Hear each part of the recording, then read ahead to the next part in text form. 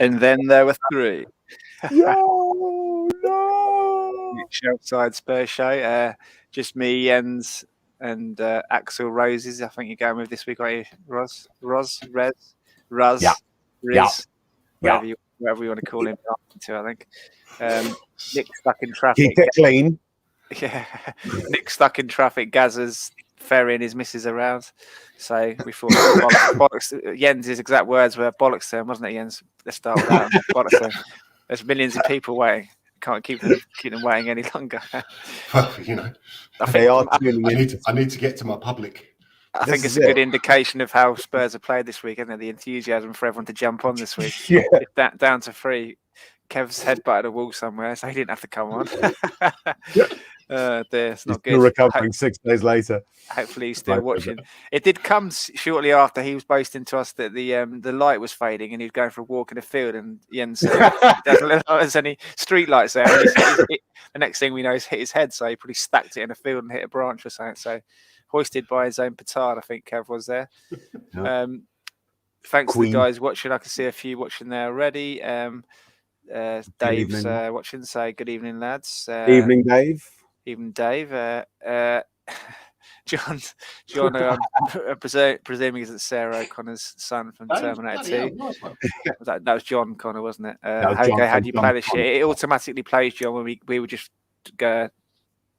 dragging our heels a bit. It should have gone live at 7:30, but let's blame Jens. Brian, I think he's glad the show started because the thumbnail we had was Levy looking devious, wasn't it?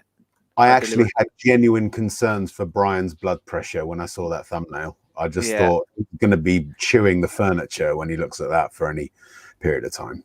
I hope he's still there. Yeah, hopefully he is. If you are still there, Brian, sorry about that, but let us know.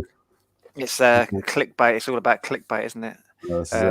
Yeah, Dave says always blame Jens. We do anyway, Dave. We don't need an invitation. It's all his fault. That's our default option. It's Jens' fault. So, story of my life. Regular viewers will know the action-packed start to each show is from my little black book, Spurs on this day in history. It's got an event that's happened in the Spurs history in this day every day of the year. Brian's still there. Thanks the Lord that the Levy photo has been taken down. I sympathise, to be fair.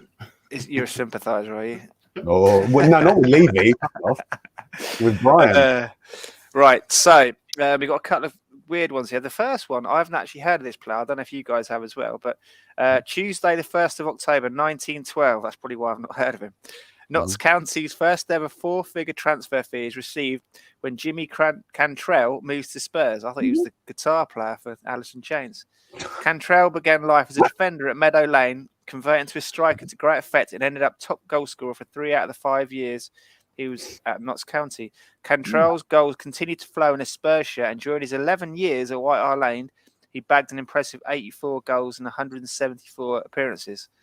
Ever heard of Jimmy Cantrell? I can't say I have. I've heard the name. I've heard Quiz the name. next week, Jens. And moving forward into the modern day, there's a couple of more decent ones here. So Saturday, the 1st of October, 1966, Spurs come out top of a 7-goal thriller with Fulham at Craven Cottage. Jimmy Greaves nets in his 7th successive game when he scores Spurs' second after Jimmy Robertson got the first. Alan Gilzean's first away goal for 18 months. Bloody hell, he was a striker as well, so that was a hell of a drought, wasn't it? And Terry Venables' first for the club were enough to take the points back from West to North London. Now, here's a good one for you boys. October the 1st, 1991, Spurs overturn a 1-goal deficit from the first leg against Hajduk Split in the European Cup Winners' Cup to advance to the next round. Here's a name from the past. Young defender David Tuttle scores his only goal for the club on his European debut, with Gordon Jukebox Jury bagging this crucial second that guaranteed Spurs progression. Lovely. Good nickname, in isn't the it? day when Hajduk had a hell of a team. Yeah. Jukebox has got to be up there with the best nicknames for football, isn't it? Along with Fitzhall. Fitzhall's is the best, isn't it? One size Fitzhall.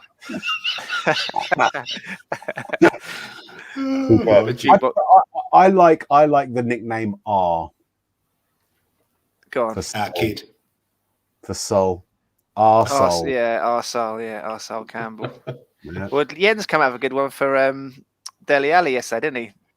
Dilly Dally. Dilly Deli, yeah, Dilly Dally, Dilly Alley, yeah. Dilly Yeah. Alley, yeah. Because he dilly dallies. Good. I did, Yep. I did like that one. Did you steal that one, Jens, or was it all from your own Danish head? It. Yeah. Do you want to pay props to the person you stole it from? Because they might be watching. I'm not that intelligent. I think I saw it on Spurs Community or on Twitter somewhere. Right. I can't remember who Everything's it was. stolen these days. Nothing's original. No, exactly. It's a sign of a good content in the first place. Maybe steal it and put your own twang on it. So, flattery is the imitation is the highest form of flattery. Yeah, speaking of imitation, someone's pulled Stelios' chain. He's Levy out, Parashiti out. I forgot Enoch out as well. Enoch out the first one. Nuno's out as well. Nuno's going as well for Stelios. The bloody lot of them need to go. Did you see, Stel, that clown, the boy Hotspur or whatever he's called himself now, the football div or the football genius? He's done a mock-up of the poster that Brian and the group are spreading around about it's our club, not your brand, and the poster about the protest on Sunday. He's put up a mock version and altered all the text on it to take the piss out of the YouTube people. Oh, piss off. The big man that he is, yeah. He's spreading that around. The boy Hotspur, whatever he calls himself, the idiot. Yeah, it's really easy. Yeah, it's really easy to sort of mock like that. But I'd see I'd be interested to know if he's got the balls to actually come and debate one of us. Stelios said he's got himself in a lot of trouble by doing that. The Spurs firm have contacted him.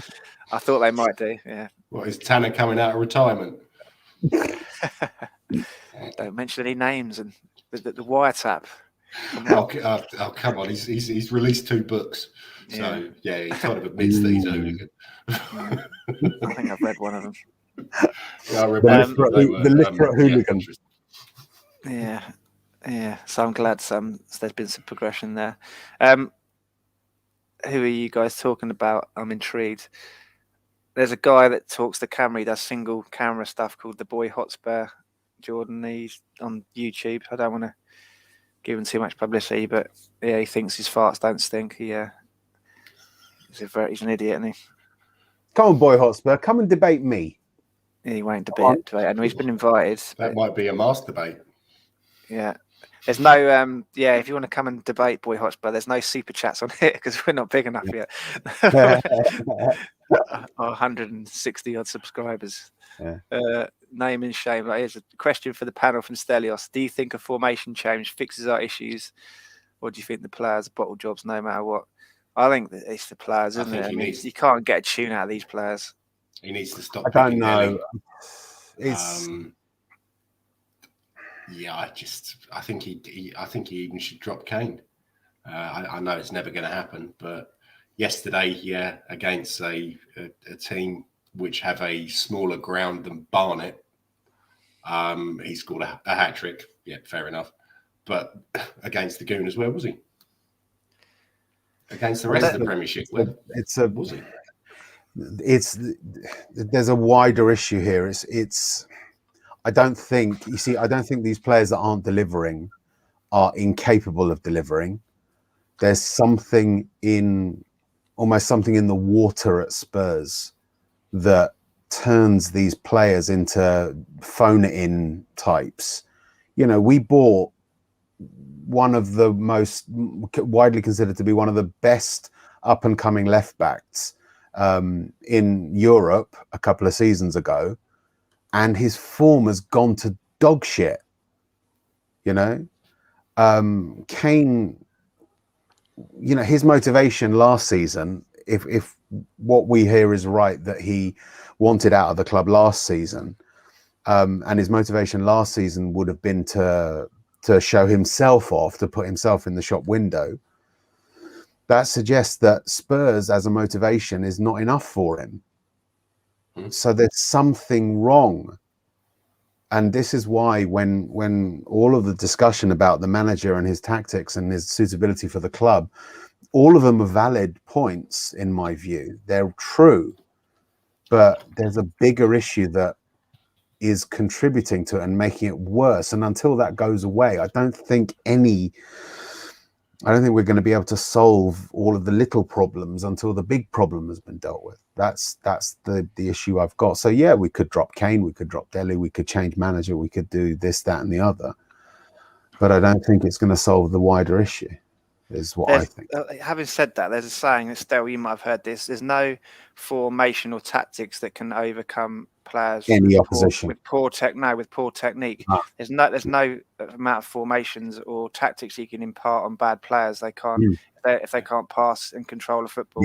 There's not a lot you can do with them, and that doesn't really fall on Nuno, does it? That falls on the recruitment over the last few years. Some poor players. I mean, every area, like I think the guys on the other channels have said before, if you look, it's a downgrade, isn't it, from Walker to where we are with the right backs now, to Danny Rose, to where we are with left backs now, centre backs, Jan and Toby, downgrades, no Ericsson, no backup striker. Not even a downgrade, it's a complete regression in centre back. I mean, we had the most imperious, perfect centre back pairing in those two, and now we've got Dyer and Sanchez. I mean, come on. Yeah, who were backups for the main team, weren't they, in our Poch years? One of them wasn't even a backup as a centre back; he was a backup as a defensive midfielder. Sanchez, I still think Sanchez may come good, but he needs someone calm, deciding. I know you don't agree, John, but I still think that there's definitely a player. It's his mentality, Jens. He shits himself in the big games all the time. He's panicking and he doesn't know what to do, and he's like, and he shits it and hits it long. Yeah, literally does. He hasn't got the mentality to play in the big games. He just completely drops the ball, doesn't he? Every time. Yeah. Well, the thing is, this feeds into what I said about something in the water. He can do it for Colombia. He seems to be able to do it for Colombia. Who does he play next to for Colombia? I don't know who that thing is. No. Yeah. To be fair, if you don't perform for Colombia, you get a bullet in the head, don't you? Well, yeah, maybe, yeah. Maybe that guy in the '94 World Cup, the game where a penalty sat, didn't he? And he got shot. Something like that. I think he was. You've not performed well. Come and stand next to this wall for me, will you? Yeah. Oh dear.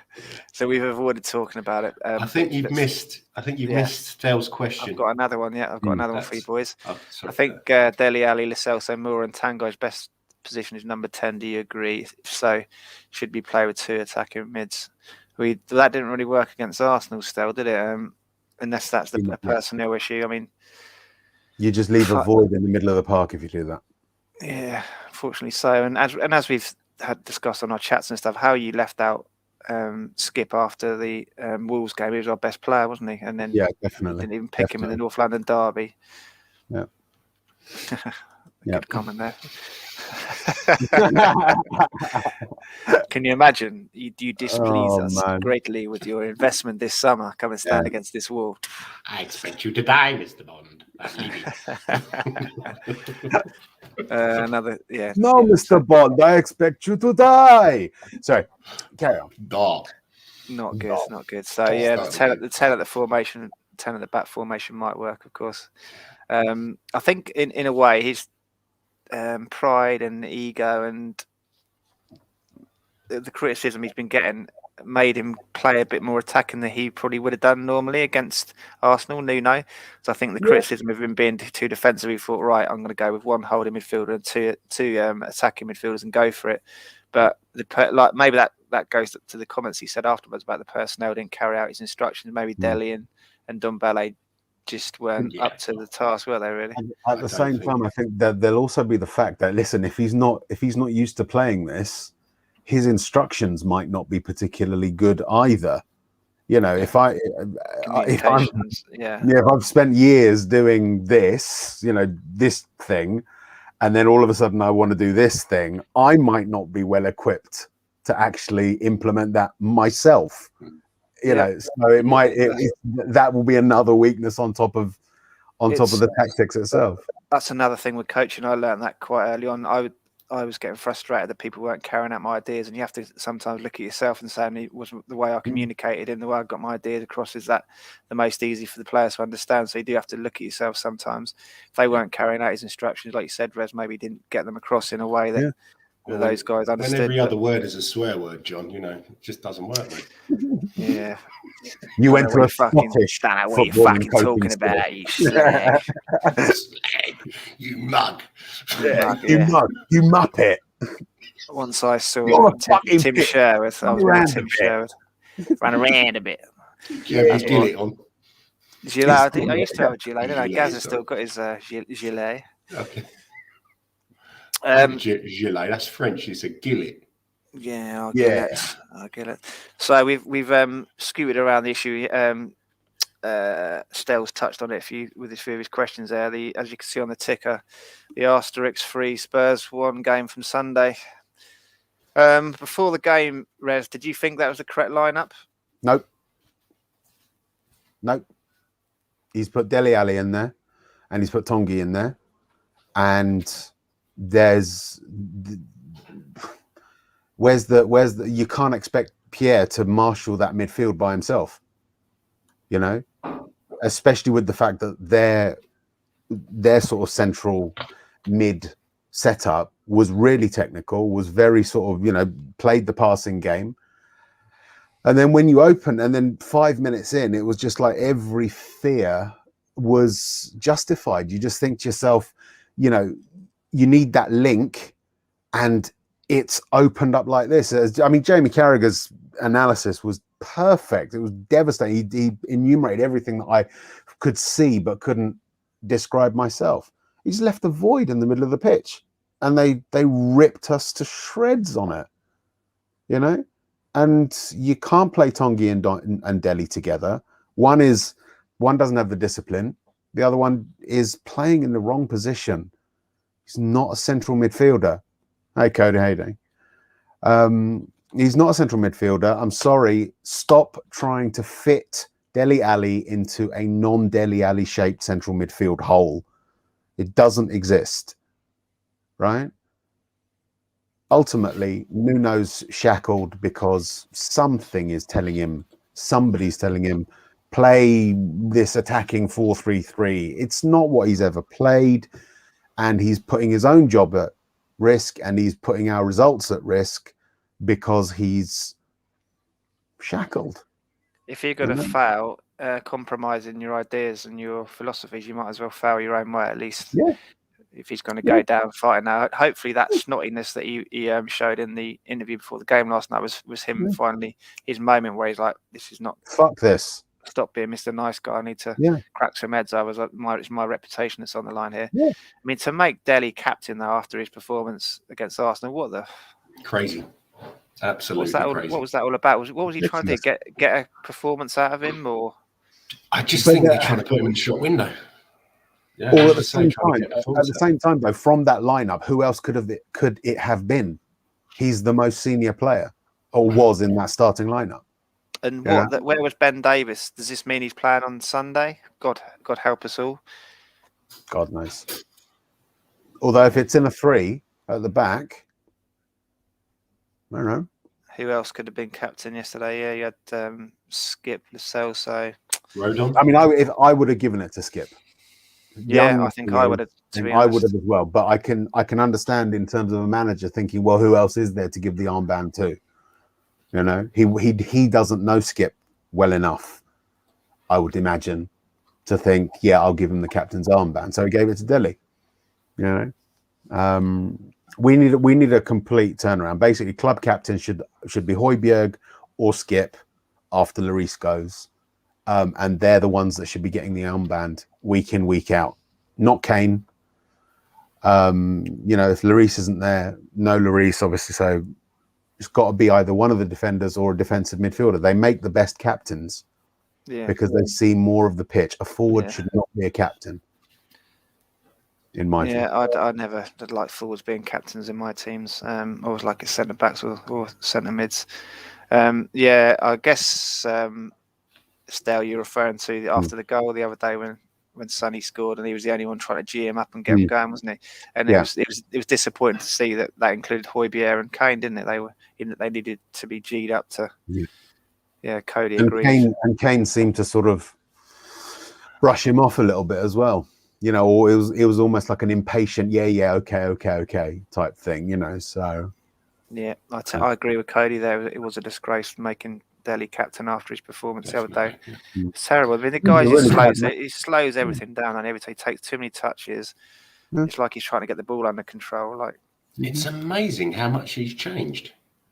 Like you said last night, Jens, in the second half, when that ball down the left-hand channel, and he just shit the brick, didn't he? And just couldn't even control that. And just knocked it straight out of play. What happened to this amazing youngster that we had? His head got turned by the diamond lights, and it's all about Instagram now and his clothing range. But I think he's realised that his clothing range is absolutely shite, and now he thinks, "Oh, I better get back into my football." But he's just lost it. He doesn't have any passion anymore.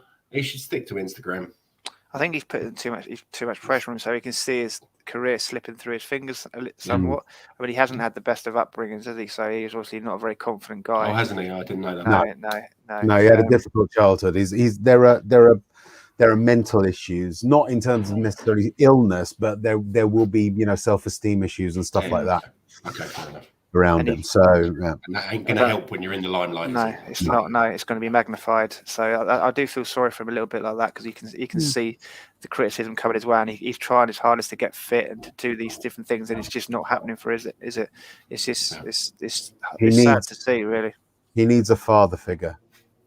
He needs a father figure as a manager. That probably was what Poch was. Yeah. Someone like Redknapp, for instance, would be the perfect manager for Dele, because he would be able to both light a fire up his arse when he needed it, but also put the arm around his shoulder when he needed it as well, which is the type that he was. Or someone like Martin Jol. Nuno's too reserved, is too introvert to be that person for Dele, I think. Mourinho was wrong for Dele, because Mourinho wants fighters, and Dele needs something more than that. So that's why it fell apart under him, because it's just you can't. He's a special. He has a special need that only a specific manager can provide. Yeah. Cody says Dele is dead food. I was loving for what he's done, but he's no longer good enough to wear the shirt. Maybe not in the Premier League, just offers so little. He can't keep getting picked, can he? Especially after last night. He can't be getting picked. No, absolutely. He can't. It's not doing him any favours, is it? It's not doing him any favours. It's just leading to extra criticism for him at the moment. Yeah. You can't pick him based on form, but there is a player in there. You just got to find out how to use him properly and give him that, pat on the head, pat on the back, slap round the face occasionally that he needs to focus. How does he come back from this, though? If he does get dropped, it's another failure for him to come back to his previous form. I don't see any way back for him. That's the problem, isn't it? Yeah. Sorry? Is that petrol that you're drinking? Sorry. Don't mention petrol. Mate, I'm with you. I took my mum to Brent Cross for some of her shopping a couple of days ago, and the queue just coming off the North Circular to sort of get to the roundabout that you go around was just miles in. We were like 30 minutes in this queue, and they were all just queuing for petrol that wasn't there. Yeah. Madness. Never mind. Madness. We're just talking about Dele Alli, Nick. Your thoughts on Dele's performance on Sunday and last night, making him captain as well. It's about a great decision as the people that are queuing to get petrol at the moment. Just awful. I don't really understand. Obviously we were talking about the other night, last night even, why. Just why? I don't know.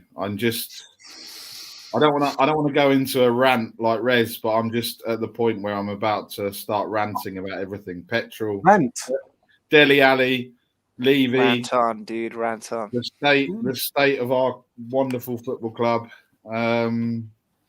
It's good to get it out, mate. Sunday, absolutely shocking. To make him captain, I don't even know what was going through Nuno's mind. And for him again, like we said, he stormed off down the tunnel. Okay, he came back, but I don't know. I just think it's just time that, you know, like Cody said, he's dead. You know, great for what he's done, but the last 3 years he's done absolutely nothing. We can't sit there and, you know. Do you get the impression that when Levy was interviewing new managers, you know, part of this talk about integrating young English players, that he said to the managers, we want you to integrate Dele Alli, we want to integrate Tango and Ndombele, and he's hamstruck in the managers by this. They're trying to keep Levy happy rather than doing what's best for the team. Levy said, get Ndombele, get Dele on, get all these players that we need to get rid of, get them playing. Yeah, and then that's it. That's all that, you know. I mean, Kane scored, coming on and scoring a hat trick. He didn't really celebrate. He wasn't interested. He was like, oh, I've scored a hat trick. That's probably another X amount of pounds that I'm going to take, and that's about it. We won't see. Or I'll be very surprised if we see the same Harry Kane on Sunday. He'll go missing again. So. Yeah. Is he going missing, or is he just not getting any service at the moment because the team's playing really poor? If you look at all the stats, the amount of lack of running we're doing, the amount of lack of creative passes in the final third, the lack of, you can see with your own eyes, the lack of any kind of cohesive building the ball from the back or through midfield, just hitting lumping balls up to two centre backs who are coming through the back of him and smashing him. Is he actually sulking? I don't know if he is, or whether he's just not getting any kind of service. Obviously, things go up a level in the Premier League, don't you? Everything's a little bit sharper and a little bit more intricate, and you need to be on your toes a bit more. And we just aren't playing to his strengths, are we, really? I think there's a bit of that, but I also think that him and Hugo should be sitting there as senior players going, guys, what the fuck are we doing, basically? And saying, I'm not getting the service. This isn't happening. That's not happening. And you need to, you know, we all need to do better. And, you know, but you've also got to bear in mind, Nick, that Kane sat there in the summer and said, I want to leave.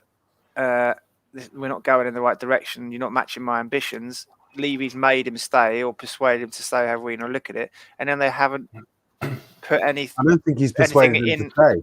Well, I don't think he's persuaded him to stay. He's just, the exit door never opened for him. And that's Man City's fault. That's not our fault. Right, he can't be pissed at Spurs for his non-departure. Right, that's completely unacceptable. If he's pissing about because he didn't get his move, tough shit. We're not gonna. Why should we bend to the demands of City just to please you? Is my view. My point is, Rez, right? He knew the team and the squad wasn't good enough. That's why he wanted to leave, and we haven't done anything to address that issue. So where's his motivation? Where's his motivation coming from? On that score, he's thinking. But that's the thing, is that last season, that didn't seem to be a problem for him. Last season didn't seem to be a problem for him. Top goal scorer, top assister, right? So he has the ability to look beyond that. Last season was the signing of Gareth Bale a bit of a pandering to Kane to try and show from Levy to show Kane that we've got the ambition, we've got Mourinho in, we're going to bring in Bale. Maybe that was to try and keep Kane sweet last year. But what did he do this year? But I also think he probably thought, I've done enough to put myself in that window where no one's going to turn around and say they don't want me. Obviously had a slow start of the Euros, then, towards the end came good, and he's done, what more could I do for City to want me? And then City come in with a derisory offer, and then expect Spurs to go, okay, we'll let you have it, and Levy's gone, well, it's not going to happen. And then part of it's going to be they're probably, maybe the team aren't performing because they don't want to put Kane in the shop window again. But actually, from what we've seen, no one's going to come from. Everyone's talking about January and Man City coming again. On never happen. Haaland's going to be available next summer. Pep's leaving, isn't he? Next summer, he's already said he's going now. I think Mbappe as well, possibly, is going to be available. Mbappe's available, but he's probably got Real Madrid written all over his transfer because that's where he wants to go. Right. Haaland is the hot property. which Man United think that they're going to stand a chance. But Haaland has got massive history with Man City because of his dad, and his dad is heavily involved in his career, and they can afford it. So it's not a question of money. Haaland has got Man City written all over him, and that's who they'll get in the summer. Man United are going to probably, well, it depends on how long Ronaldo stays for and how effective he is this season. But apparently Cavani is now a target for a January transfer. Oh, really? So, yeah. He's already got a deal about losing his shirt number, hasn't he? You can't do that to a senior player like that, can you? Yeah, possibly. But, I mean, they only had him on a short-term deal anyway. I think his contract is up in the summer. So that might be why people are sort of hovering around him. You know, the striker market is going to be quite hot in the summer for the bigger clubs. So doesn't bode well for us, does it? No, it doesn't. Buying someone as well. Yeah, I reckon. Andy Booth. Yeah, it could Kane to Man United next summer, but at the same time, I reckon it's about 50-50 that he could stay for the rest of his career with Spurs, because he'll be 29 in the summer and still with 2 years left on his contract. So the cards are still stacked in favour of the club. We can still demand a pretty hefty fee. He'll be 29, 2 years left on his contract, big fee. Does a club want to take that kind of risk? Man United bought Cavani because he was cheap. They got Ronaldo because he was cheap, relatively speaking, for a player of that caliber. Kane will not be cheap. To play devil's advocate, could it not just be a case with Kane that he's got a hangover from the Euros in the summer? He was the England captain, all the pressure on him from media, fans, everything. Before, isn't he? He's got to the final. We lost on penalties, and he's come back. He's just suffering from a hangover from that. Obviously, it's perfectly feasible. Yeah, absolutely. You know, we don't know for certain. We don't know. I don't think Paul or Chelsea would do any business with us. I mean, Levy made it clear that we're not going to ever do business with them again after what they tried doing with Luka Modric. So I can't see the clubs ever doing business again. To be honest. And then Giroud a couple of years ago as well. Remember that one where it was all with Willian as well.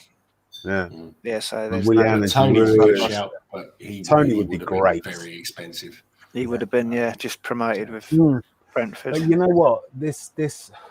Then again, we could have spent the 50 million on him instead of Romero. Well, we've discussed that before, Paul. Steve Perryman recommended Ivan Toney to Tottenham maybe 3 or 4 seasons ago, but he fell on deaf ears, his recommendation. And apparently he later heard that people had questioned Tony's mentality, and Steve Perryman wasn't best impressed when he heard that, because he said any young players that I bring through, you're guaranteed they're going to have a good mentality.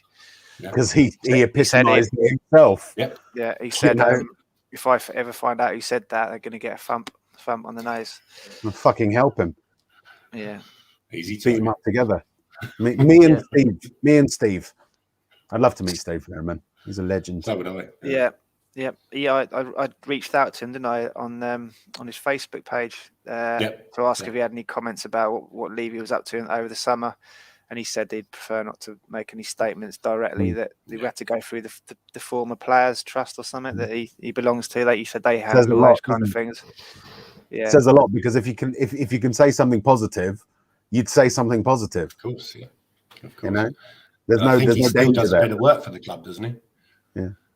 Yeah, he didn't want to. I think I said something about former players not criticising Levy, and he kind of defended him. He's still a captain to the end, isn't he? He said it's up to them what they want to do, but you know. Did you see Toby's interview? Yeah. No, go on, yes. Yeah, he was going on about how Levy loves the club and he does everything for the club, and basically blowing smoke up his ass massively. Which, I was quite surprised about. Seeing as Toby wanted to move, or instigated a move twice, wasn't it? Once under Poch, and then I think under Mourinho as well. He left under Mourinho, didn't he? But I found that quite interesting. It was a bit of a really, Toby. I think with Levy, if he trusts you and it's a two-way street, isn't it? Then he's very generous to you and he helps you. But if he finds out you've tried turning him over in some way, or trying to manoeuvre things against him, then he's obviously not a man you want as an enemy, is he? Really? As Charlie Kane found out. Yeah. Yeah, but I mean, when you're that thick, it doesn't matter if you're up against Levy or Mr. Bean. You're gonna get turned over. Apparently, it wasn't him that didn't insist on the release clause. It was his previous agent, wasn't it? So he's taken a lot of flack for that, but that wasn't his fault. He's still very agent. You can still see. I mean, listen, when you've got a motorbike in your office, when you've only got one client, it's proper, isn't it? Proper. Yeah. Love those really tight-fitting three-piece suits he wears as well. With an unironed shirt. Yeah. Nice one, Charlie. You reminds me of Mr. Mackey from South Park. Charlie Kane, hot stuff. Yeah. You see, this is this is the issues with they're all rooted. They're all rooted in the chairman's office. I'm sorry, guys. It's not, and we're not a problem, but we're simple. We're simple people. We want to go to a club, watch a game, watch us win, hope we win something. But it's not just about winning. I think Ricky Sachs. No, sure. Yeah. Ricky Sachs said on on Spurs last night, Rez, that he doesn't care about winning as long as we play good football. But I'm being simplistic on purpose, right? We just want the fun of going to football. The problem is that football's been taken over by people that see the actual complexities that they themselves have brought along, but which they don't want us to know about. And that makes it very easy for them to throw us off and to make us not understand why things go wrong, right? One of the reasons we don't understand a lot of the time, and what feeds the frustration, that real feeling about watching Spurs do badly, is we're still fed the bullshit about we need to spend 50 million on a player. It's like, it's not how it works. Here's the thing. Let me tell you, if Levy sold the naming rights to the stadium for 25 million a year, that is the target that he says he wants, we could buy two 50 million pound players and pay them 85,000 pounds a week in wages, just on 25 million a year, right? That's not something that the Sky Transfer Show will ever tell you. That's something that Levy will never tell you. In that letter he wrote in the summer, he turned around and we've spent 250 million pounds on players over the last however many years. No, you haven't. Okay, that's just the sticker price that the simple plebs like us digest and think that that's what we're spending. We're not. It's like Jack Grealish on a house. Yeah, that's it exactly. Jack Grealish at Man City, they didn't transfer 100 million pounds from their account to Aston Villa's, right? The way that it appears on their account is Jack Grealish, 28 million pounds a year, because he's got a 6-year contract and his wages are included. Again, I've been saying it over and over again. I'm trying to educate Spurs fans with my own less than complete education. It's not about net spend. It's not about buying 50 million pound, 100 million pound, whatever players. It's about wages to turnover ratio. And that is the lowest in the league for Spurs, probably possibly lowest in the whole of the English league. If I've looked at some of the numbers at the Championship side spend, talk about that. Question Levy on that, and his arsehole will start puckering fast. You'd hear it, because he doesn't want us to know that. He doesn't, okay? Because that's his area of expertise, finance. Talk intelligently about football finance and show that as fans we're aware of what he's doing, and believe me, we'll see a lot more change. Get the supporters trust to ask him about wages to turnover ratio, and then he'll be put into a corner. Talk about net spend, and he'll laugh at you. You should post that up on the Tottenham for Change or I whatever did. it's called. You did? I did. I've been trying to, yeah. Right, You know, okay. and I've been doing it on Spurs community as well. It just takes time for it to filter into people's consciousnesses. You know, that's what they need. Amazed how many pro Levy people there are on Yeah, Spurs yeah, community. absolutely. I was as well. I thought they were just like paid for accounts by Levy's PR company, like still supporting him. But there are people out there, aren't there, that actually Donna Cullen with 2 keyboards. Yeah, yeah, absolutely. You know, this is what I mean. I say to Spurs fans, look, if you're upset, don't call up TalkSport or BBC phone line and rant, right? That just makes you look simple. Ask them questions. Ask them questions about subjects that you want them to answer, and that turns the conversation onto things that you choose rather than what the presenters choose. If you rant, they'll just say, well, that was an interesting opinion. Now back to the main subject. Well, Whereas not if it's bloody Cundy, won't you'll start. No, not if it's Cundy. No, start exactly. digging us out even more. Yeah, you're not going to get much sense out of them people, are you? Anyway? Put the moron Jason Cundy on the fucking spot. It's like, yeah, all right, Cundy, you're so smart, you know these things. Answer this question for me, Jason. How is it that Spurs have got the lowest wages to turnover ratio in the league? Go on, son, answer that one. Yeah? He'd be like, one. Yeah. What a sweat. Right?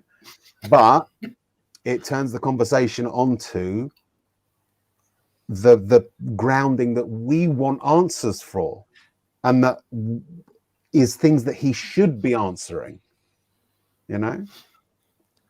Yeah, why not? No, we didn't want to pay the money for Mane. No. Yeah, We didn't want to pay the wages. Sorry.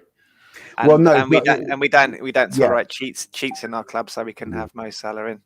Yeah. No, it's not. I mean, with Mane, the likelihood is that because the purchase of a player is not hiring an employee anymore, it's purchasing a capital asset. It's a financial transaction that's designed that works around the value of the company itself. Mane probably didn't make sense in a financial sense in terms of adding value to the club and us having to go through the depreciation or what's known as amortization process or scale. And so we didn't buy him. Sissoko made more sense in that score. So we were happy to spunk 30 million on him right at the end. Seriously. Sissoko might not have made footballing sense, but believe me, I would be willing to bet it made financial sense. And that's why we took him instead of Mane. Right? This is what we need to be focusing on. Not who we're spending, not the sticker price, but the deeper financial stuff. That was one thing which upset me most about the performance against Arsenal on Sunday. It just showed we hadn't progressed at all since the previous performance against Arsenal at the Emirates. But the game before we played in Zagreb, wasn't it? Like they're exactly the same performance, exactly the same issues, and it just showed another 6 months down the line, and nothing has changed, nothing's progressed. It's just the attitude's still the same, the lack of.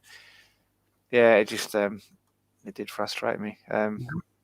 Cody's got a question for the panel. If the state of the squad means we're screwed this season anyways, does it make sense to sack Nuno when the next man has to come in the same problems? I only see Mason coming in myself.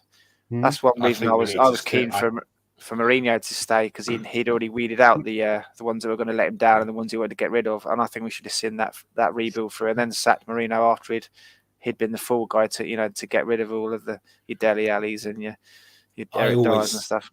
I always think we should give a manager a season.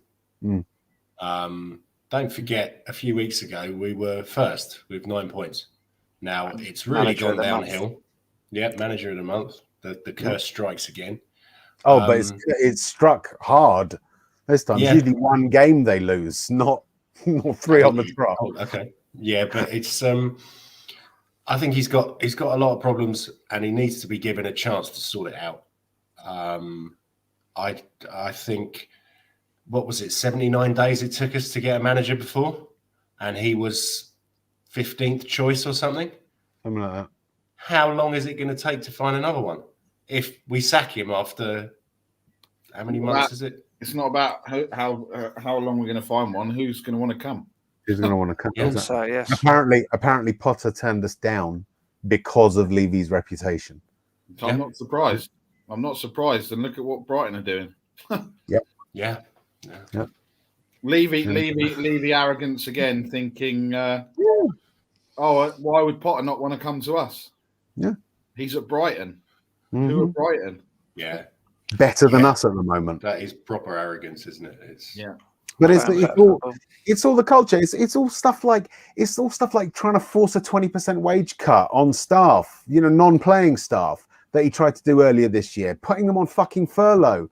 Right? There's been loads of people that have left the club, that have served the club through the love that they have for it, that this moron is alienating.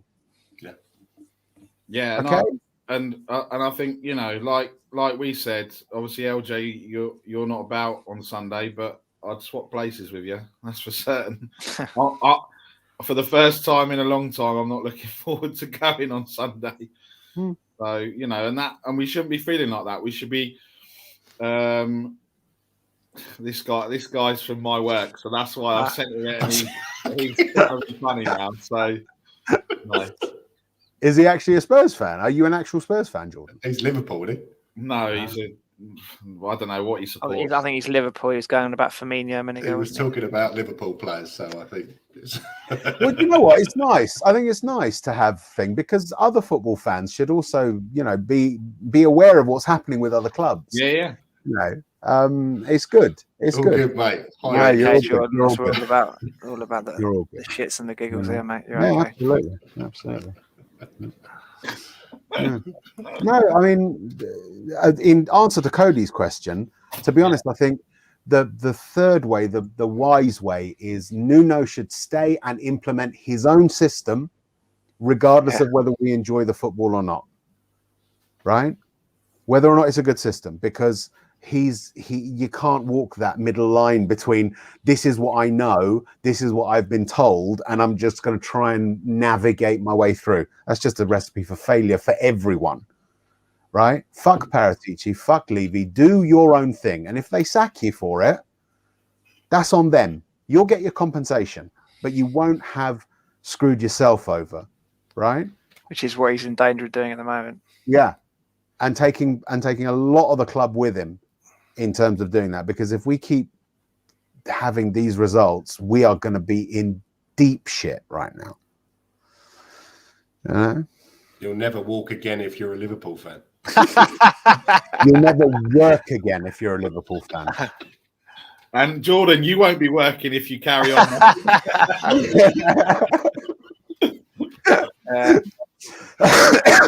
Paul asks, you obviously don't like Levy. Does that mean you do, Paul? Here we go. Well, that's worded. This is the gentleman. This is the guy from the Facebook group that Rez and myself were having a conversation with earlier, and he does make some good points in regards to Levy as a businessman. I don't think any of us argue that he's a good businessman. No. He's a bad football chairman. Yeah. He's a good business administrator. I wouldn't necessarily say he's a good businessman, because he's not done business. He's administered a business, and he's done that well. There's no denying. Would a good businessman, though, save money from the Pochettino rebuild that was due? He had to sack Pochettino, pay him a load of compensation, hire Jose on a load of more money than Pochettino, fire Mourinho, which cost him a load of compensation money, buy a load of shitter players than the ones that we would have got originally with Poch in charge. Yeah. So he's hemorrhaging more money than it would have cost him just to have backed Pochettino in the first place. I don't think that's a good businessman. Depends on what his performance indicators are, because if his performance indicators are raise the value of the asset that you own, he's done a bang up job.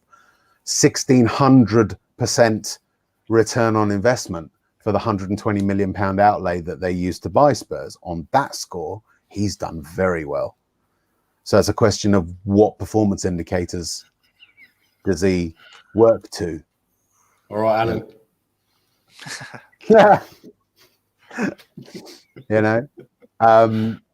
with the greatest respect, who do I want as a chairman? Go out and hire a chief executive. That's what big companies do. They're not all run by the people who own them. Some of them don't even have majority shareholders. So why is it that we are in this zero-sum game of Levy or nobody? Answer that. Yeah. How do you think that would go, though? Because don't you think that Levy is basically a puppet for Lewis, and so Lewis tells Levy what to do? So, do you think that even with a chief executive, that would change? I don't know. I don't know if it's necessarily a puppet master relationship, because you've got to bear in mind that ENIC is not wholly owned by Lewis. Yeah, I'll give you the specific figures, actually, if you like, if it's of interest. It's 76%. ENIC, I'll go through the chain. You've got Tottenham Hotspur FC, the club itself. That's owned by a holding company called Tottenham Hotspur Limited, right? Okay. That is 86% owned by ENIC Sports Incorporated and 14% owned by private shareholders. Right. ENIC Sports Incorporated is wholly owned by ENIC International Limited. ENIC International Limited is 74% owned by 74% owned by the Tavistock Group, and 26% owned, which is Lewis, and 26% owned by Levy and his family. Yeah. Okay. Right. So that's the sort of filter down, right? So in terms of Lewis might instruct Levy as to. I don't think he even instructs. I think because they both understand what they want, which is a high return on investment.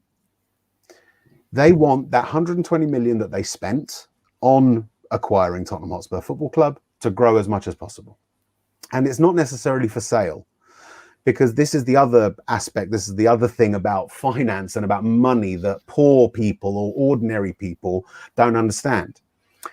A lot of things that I've seen is that ENIC are trying to turn Spurs into a cash cow. They're not, because they don't want revenue. Revenue is taxable. You've got to pay money. If you've got income coming in, you've got to pay tax on it, even if you're in the Bahamas. Whereas if you've got an asset that is worth a lot of money, what you can do is that you go to a bank and you borrow against that asset. And the only thing you're then paying is interest, because there's no tax on loans. It's not income. So you can live a very, high lifestyle on money you've borrowed. And then if you've got income being generated, you then pay off the loan that way. Or you go out and take another loan, pay off the first loan, and continue living the high life. ENIC are not there to turn Spurs into a cash cow. They're there to turn it into as valuable an asset as they can. And then at some point, they might decide to sell and get an enormous return on investment and generate profit that way. And then you're paying capital gains tax rather than income tax, which is lower. It's all about thing. Go on. No, I was just going to say, who do you think can afford us now? You can. The likely candidates will be hedge funds or a Middle East oil sheikdom. Okay. Are probably the only real candidates that can do it. There's no one else that can afford to purchase the club in a specific cash sale. I mean, the thing is, because Tavistock Group are involved and they're a private investment company who's got this portfolio, they might do some kind of structured deal where they would hand over Spurs to another investment company and take other assets in return that might, complement the portfolio they've got. That's another possibility. There wouldn't necessarily be cash exchanged. There are possibilities, but it's unlikely. And I genuinely don't think that they're looking to sell. I just think they want a big, massive asset that they can use to fund whatever they want to fund, because you can borrow against it. And I think Levy wants to take on the moniker Lord Tottenham. Yeah, something along those lines. Is that sort of thing. I mean, he's got a Hertfordshire estate. I saw it described in the papers recently. Yeah, not like a big house. He's got an estate. Hey, get well, soon, buddy. Get well soon. You look like Kevin. I've got visions of Kev looking like Terry Butcher with a big bandage around his head. Blood pouring out, crawling towards the laptop to try and make it onto the show. going back to what Paul Middleton said. Yeah. I don't think it. I've seen this Don't trotted out say so many that. times doing a Leeds. Please. I just it's not about doing a Leeds. It's about investing properly and having a plan on what players to buy. I mean, how many right backs have we got now? Well, we've got 3, but we had 5. Yes, and like the days when Frankie Arneson came in, I know you guys don't like him. I still think he's a legend. Comes out Denmark. But he just went out and he sent scouts everywhere. And we bought loads of young players in. And okay, most of them tanked. But we got a few that went on to become I think that's what a major part trying to do now, isn't it, Jens? Yeah, well, Brian Hill. But it's going to take a while.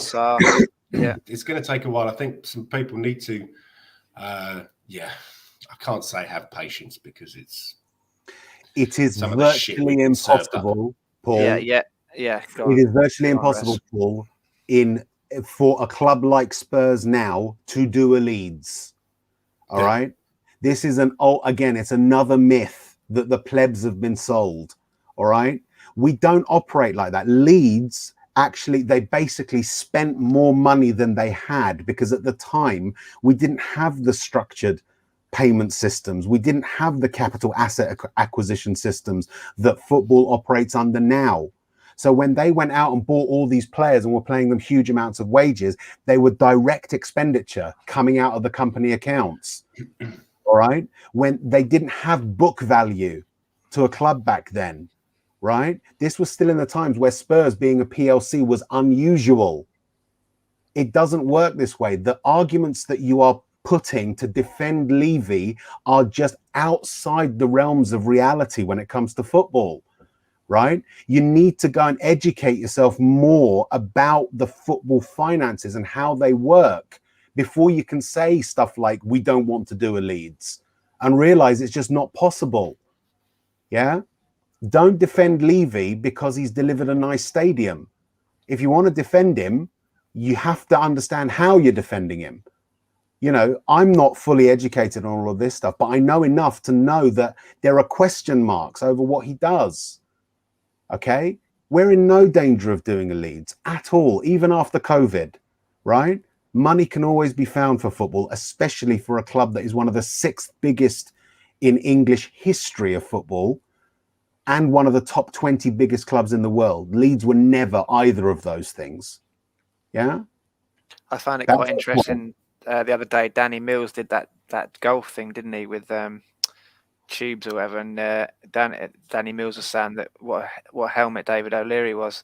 I always thought they quite respected him, and he was like a good manager, but they just said he was laughable and he didn't have a clue what he was doing. He used to talk to him in his little sayings and stuff, and they didn't really respect him at all. And it was their success was in spite of him rather than because of him. Yeah. I mean, I hate to say it's a little bit like what Bayern players describe Jurgen Klinsmann as a manager. True. Yeah, true. Paul, can I just ask? Are you leaving rubbish? Yeah, absolute rubbish. No need for personal insults there. He's putting some points across that helps us. No, it wasn't about I'm not saying, like Rez said about in terms of turning the investment and what he's done to change that investment, but we're not in this situation. The reason we aren't in danger is not down to Levy. So no, not in the slightest. Not in the slightest. You know, and a good reason why we're not is look at the way Man U operate. Man U, the Glazers, take huge amounts of money out of the club every year, right? Dozens, sometimes hundreds of millions of pounds of cash out of the club, and yet they're out there, you know, signing Ronaldo on ridiculous wages, signing Cavani, buying all these big players. Why? Because football doesn't operate the way it did when Leeds suffered their catastrophe. Okay? It's not because of Levy, it's because the nature of football has changed since then. Yeah? I have to say, I wouldn't call it a catastrophe. I found it highly amusing. Sorry. They ended up with Ken Bates, didn't they, Jens? Leeds is comedy. Leeds is comedy. I went to university in Nottingham, and one night, when I think it was when Ginola and Anderton scored those 2 pearlers in the League Cup against them. It was the year that we won the League Cup, and me and my brother, we were surrounded by Leeds fans. Oh, that must have been terrifying. Oh no, it was hilarious. The insults were flying back and forth. There were no fists thrown, which was lucky because we would have got absolutely pummeled. But it was and I've had quite a deep dislike for Leeds ever since '99. Oh, yeah, I've had a big problem with Leeds because it was at Elland Road, I think, that we suffered the first sort of real heartbreak for me, which was that FA Cup game where Daniel Amokachi for Everton. I think it was for Everton. Yeah, it was 4-1. Yeah, and he came on and just ripped my heart to shreds. And so because of that, I've always said, and also they sacked Brian Clough, who's a bit of a footballing hero of mine. So yeah, love Cloughie. Really Jordan says, seriously though, guys, you're doing the best you can do. It's hard without a budget and the top players. And from a football fan, I love the fan crowd and memento you fans give. I've been there on away days and know plenty of Spurs fans not taking the piss. You just need a new coach, and I'm sure the team will be there. It's not the coach, Jordan. It's the structure of the club. It's rotten from the head down. Funnily enough, we should look to Liverpool to see how things should be done. Yeah, I think we finished above you, didn't we, Jordan? 6 out of 7 seasons, and then you went out and bought Van Dijk and Alisson, and you addressed the areas you needed with ready-made players, and went on and won the league and the Champions League. And we kept trying to buy players who were going to be ready in 2 or 3 seasons, and losing our better players along the way, and we weren't regenerating the squad properly. You know, Adam's question. Sorry. Yeah, let me find it. Let's go back up. Mm-hmm. Yeah, that one, Jens. Yes. Yeah. What do we mean by out? As in no longer any attachment to the club, or just not involved in footballing things?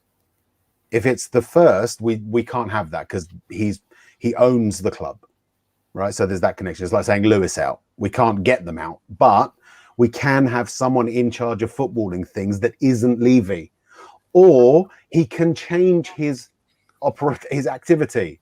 Yeah. Do things the way things are done properly. He doesn't have to leave. Ennick doesn't have to go. They're not evil. They're just stupid, right?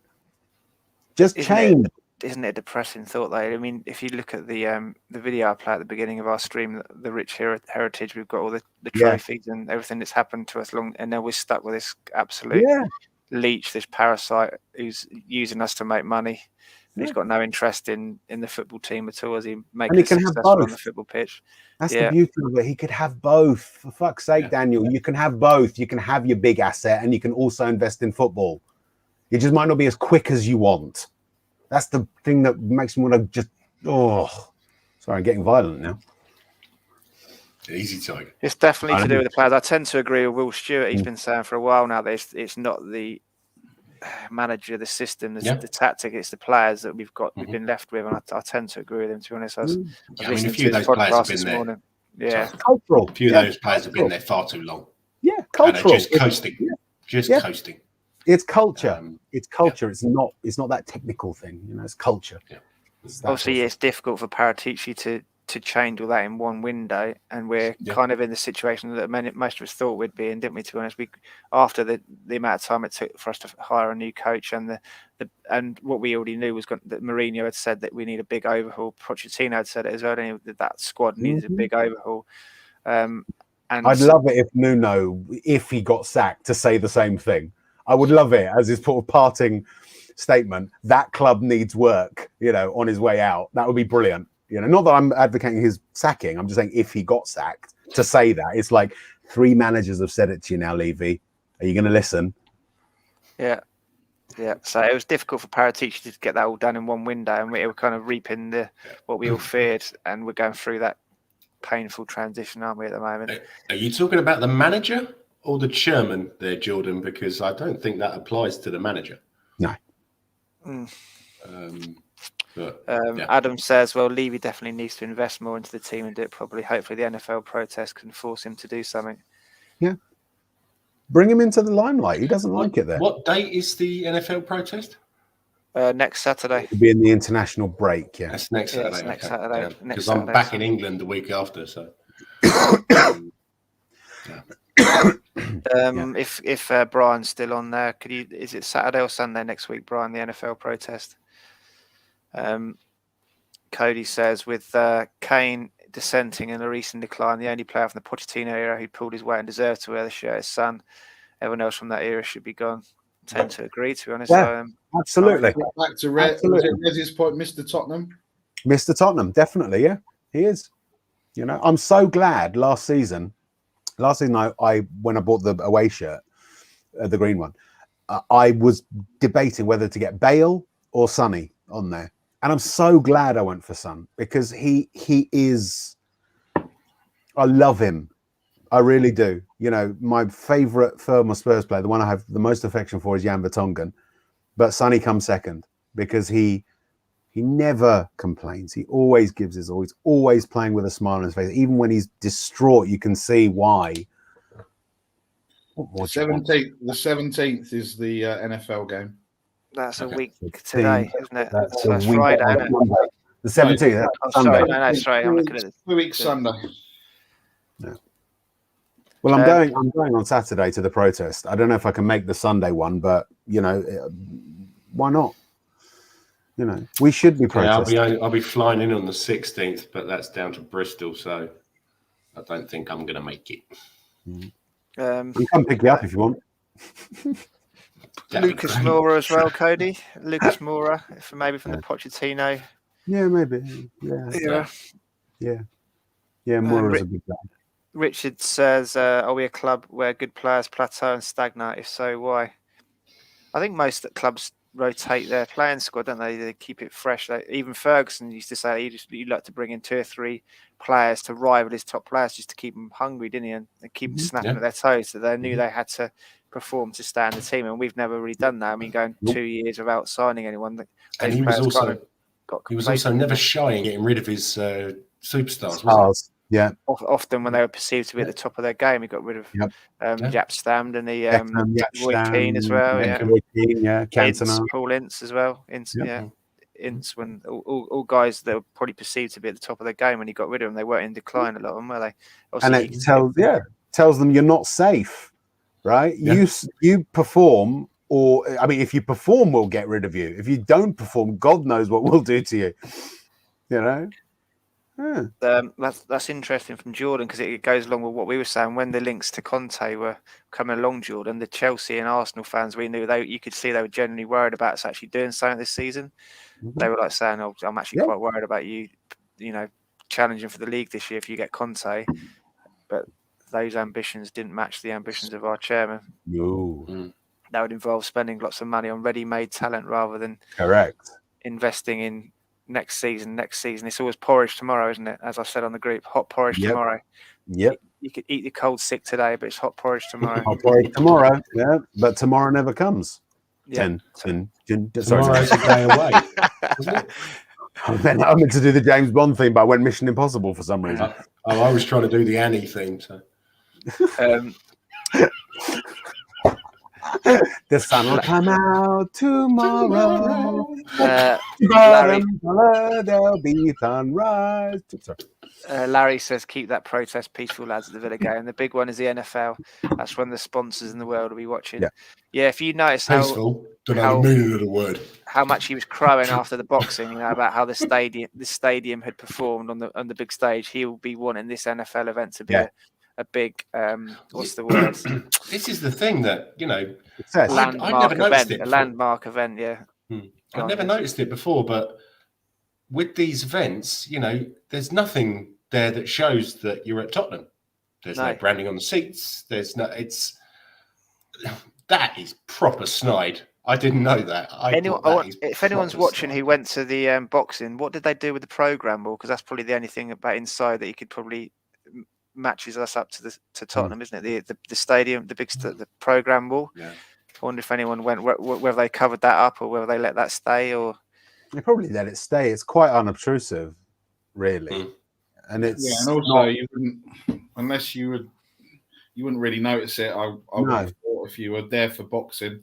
Yeah, you'd just think it's some art installation or something. Yeah, and the only thing that was there that would have been seen is obviously the cockerel on the roof, and that's on the roof and on the side of the stadium as well. If they illuminated it, I don't know if they did. They didn't. No, from what I saw when I was watching it, there was shots, but then it was very much. Oh, hang on a minute! I think we got the shot of the cockerel in it, boys. Let's cut to another bit. But you know what? Look, you know what? This is the thing. This is the issue, right? Let's think of it this way, okay? Let's say we use the pitch, for football, say 3 times every 2 weeks, right? There's nothing wrong with using it for other things outside of that time, even if it's not branding. As long as it's generating money for the club, that's fine. As long as the money's being used for the footballing side of things, not to pay off debt, right? By all means, listen, if you can fill that fucking stadium every day when football isn't on and generate money from it, but you're pumping that money into the playing staff, do it. I don't care. You're forgetting. Remember Levy's statement, Rez? He said that every penny that the stadium generates will be going back into the football team. Remember in his statement, he also said about the Tottenham DNA and playing, passing, attractive, attacking football. Sure, absolutely, but how? The thing is that he can turn around and say, well, we're paying down the debt that the club has, and that's contributing to the footballing side of things, right? There are ways in which you can obfuscate the things that you say. That's where we got to put pressure on him. It's like, okay, Mr. Levy, if every penny's going into the football side, explain to us the short, medium, and long-term objectives and how you're going to do that. Tell us, are we going to be spending the 6th largest amount of money overall because we're the 6th largest turnover, probably now bigger than that? Why are Arsenal paying 60% of their turnover on the playing staff and we're doing 40% or 30%? Where's the money? Precisely where's the money? Not we're investing it in the footballing kind of thing. Well, they're investing in property and land, aren't they? Because it adds to their portfolio. Well, no, it's not as simple as that. It's not as simple as that. Go on. Okay. Because the property side of things is done by, I believe it's ENIC International Limited. They're the ones that do the property portfolio stuff, and that's what they do, because it's not the English Tottenham Hotspur Corporation, is the English National Investment Company. So they can invest in whatever they like. And Tavistock Group have a history of doing property speculation of that nature. It's not possible to take, well, technically it is. What you could do is if you've got profits that Tottenham Hotspur are making, technically ENIC can take those out and say those belong to us and then use it to speculate. But the amount of profit, not revenue, the amount of profit that Tottenham makes is actually quite low. So there's not real, and it's not a stable amount. It goes up and down according to competitions and stuff like that. So it's not easy for ENIC to use money from the club to property speculate. What they can do is use the profit to pay down debts, and they have done. We had a huge amount of cash reserves, more than we anticipated when the stadium was being built. So that was used to actually fund the building of the stadium rather than doing it all via debt. Again, it's key to understand the accounting principles, to know where the money's going or where it can move. So then you can pinpoint and say, right, if the money's moving there, or you're saying that the money's moving there, prove it.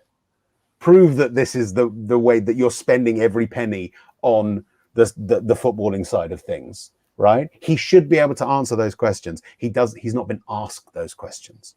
He's not accountable to anyone, is he, really, apart from his own shareholders? Right. Which is himself. There's himself and Joe Lewis, ultimately, and the 14% own a little bitty shares. I bet it's his daughter and his son and Joe Lewis's daughter and people like that who own the other shares, of course. Well, I mean, I think those, when they did the first share issue, when they were for PLC and people went out and bought shares and stuff, I don't think everyone sold their, 2 shares or 10 shares in Spurs or 100 shares or whatever it was. So when they did the buyback, because that's what happened, Spurs was still a PLC when ENIC bought the club. Then what they did is that they bought as many shares as they could to make themselves a majority shareholder, and then took it off the stock markets and turned it back into a private company rather than a public limited company, which is what it was. And so that again allows him to do stuff without having to tell the stock market. Yeah.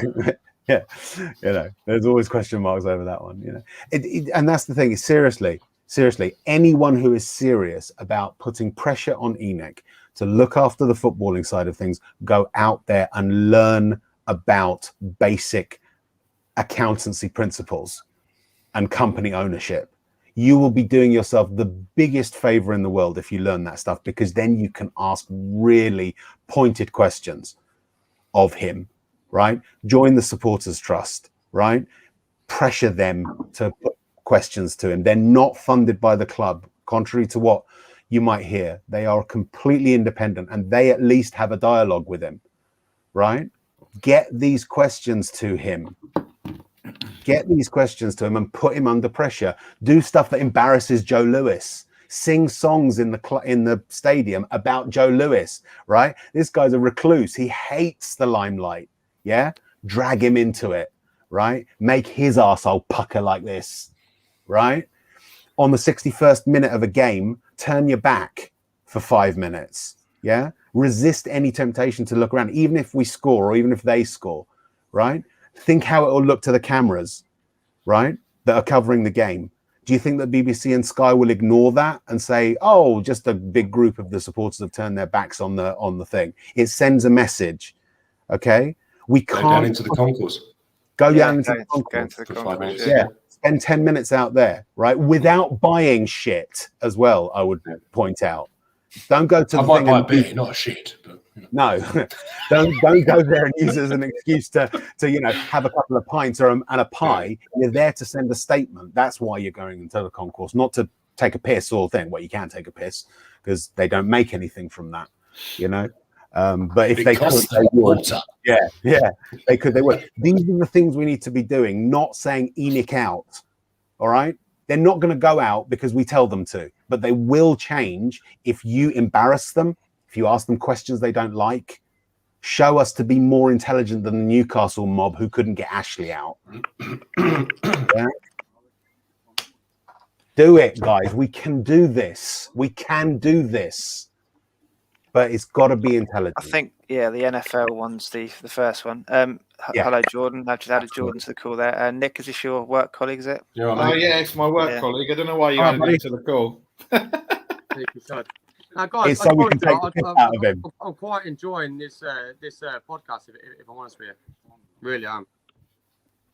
Nice of you to say. No, thank you. Nice. Cheers. Week, Nick was really happy to be top of the league, and we were still in touch with the football. I just want to say one thing. It's like it's nice to hear from your side, as a fan point of view as well, how you feel about your company and everything else. Mm-hmm. Yeah, highly frustrated at the moment, Jordan. As I say, with the owners, I don't know how Liverpool fans feel about their owners now after winning the league and the Champions League. Champions League, yeah.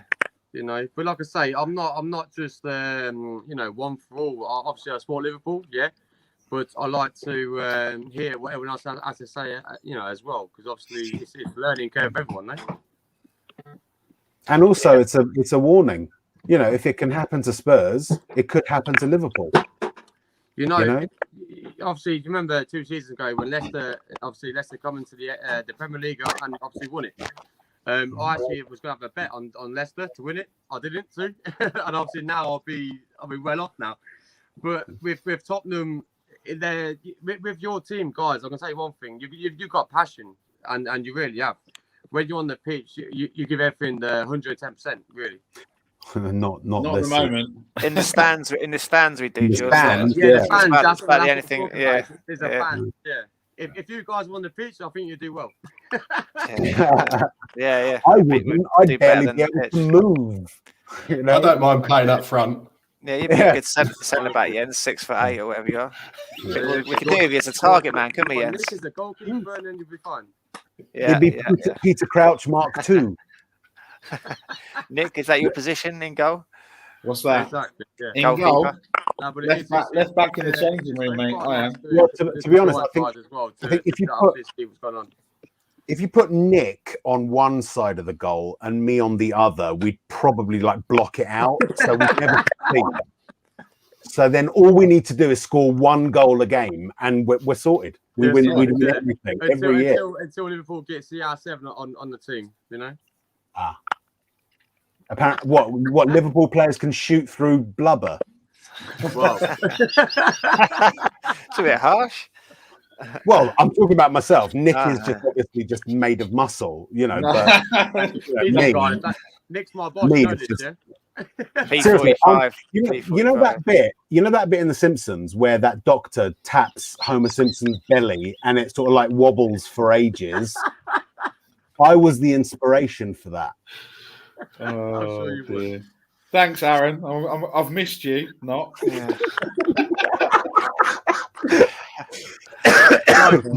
Honestly, if I'm honest with you, when Nick sent me the link, I was going to take the piss out of you all. But after listening to everything you're saying, I quite enjoyed it. Jordan, I admire your bravery in admitting that. But the thing you've got to bear in mind is that there's so much we can take the piss out of Liverpool for. Oh God, it would be a war of attrition. It would be a war of attrition. I'm not going to do it. I'm not. I promise. I won't. I won't. Lovely weather out. Yeah. No, I won't, guys. No, come on. He's our guest. Yeah. We should be kind. But I My won't. But we could. We could, is what I'm saying. All right. So that little thread. Be careful how much you pull it. All right. Hey guys, I've just tried to give you some advice. You know, I always watch the games. I've actually been away to you guys as well, and you know the fans where you guys are, it's mental really. I've been a Liverpool fan for my life, and when we played you a couple of seasons ago, I went to watch it, and you guys was just literally phenomenal, really. Was that the best game I actually ever went to watch, really. Our away support is phenomenally good. It's mental. Phenomenally Absolutely good. Mental. Really. At home, we're a bit quiet. If I weren't gay, I would even join it as well, really. If you weren't what? He's trying to be funny. Right, can we kick him out? Away. Can we kick him out and then stop messaging me because I can't concentrate? All right. All right. Oh. Okay. No, Speaking of cool. Cheers for bringing in. Speaking of away support. That was the only good thing about Sunday, wasn't it? I think we started talking about the Arsenal game. Unfortunately, did everyone manage to watch till the end? Or yeah, I got up and walked off many times, I'd also imbibed quite a lot of alcohol, so. I didn't even notice the crowd. I was so angry. It was, yeah.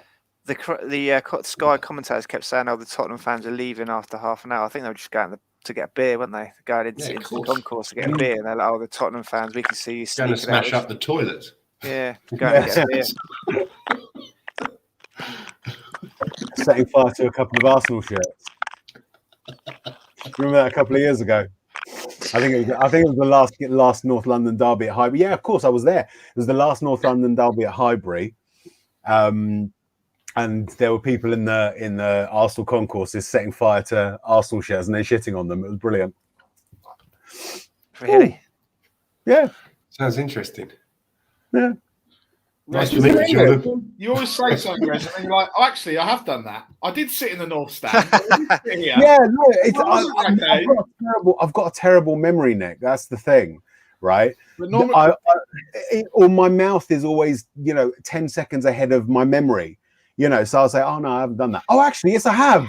It should be the other way around, Rez. Surely, it should be the other way around. It should be the other way around. I would have saved myself so much trouble if I'd learned the skill the other way around. Unfortunately, it's the way it is. Right, it's that time of the week for Rez's rant. Right, this week, Rez, I want you. What would you have said to those players if you'd have gone into that changing room at also half time against Arsenal? Yep. I would have said to them, "What the fuck are you wearing on your chest? Yeah, what's that on your chest? Right here. Yeah, see the fucking badge? Yeah, that is our mortal enemy out there, right? I don't give a shit if you're a professional. Yeah, fine, you're getting paid, you're doing a job, right? But there's a you can do a job, or you can do a job to the best of your ability, and understand who it is that you're doing the job for. Okay, you're doing the job for all those people that spend hours and hundreds of pounds, you know, week in, week out, backing you, making your life a good life, one in which they can only dream of ever participating in, where you're paid hundreds of thousands of pounds to do something you love doing, and you can't even be bothered to put it on the pitch for 90 minutes, right? You're not paid to play, you're paid to train. I don't come and tell you how to train, but I do tell you how to play. And that means with everything that you've got. Okay? Understand that even if you don't have pride in that thing on your chest, there are thousands, possibly millions out there who do. And you owe them something because they fund your lifestyle. Right? Go out there and play like it means something, because it might not mean it to you, but it does to them. And that's what ruins whole seasons. Yeah, ruins days. It ruins whole seasons. Bragging rights. Yeah. You think that's what I would have said. Yeah, and also, you know, these people have to go into work on Monday. How do you think? Yeah. How do you think if that was you? Yeah. I mean, it started after about the first goal went in, and I just threw my phone away because I just knew. Yeah, you knew. Yeah, it was a tidal wave, just sort of standing there, you know, just sort of a force field blocking it. And as soon as those goals went, it was like, right, here it comes. Yeah, and then literally, I was almost staring through the TV. I don't think I was taking anything in, and everyone was saying to me, "Are you all right?" And I was just like, I don't know what to say. Because thanks, Danny. We made, you know, Arsenal had been crowing over beating Norwich and Burnley 1-0, and we made them look like they. I don't get that.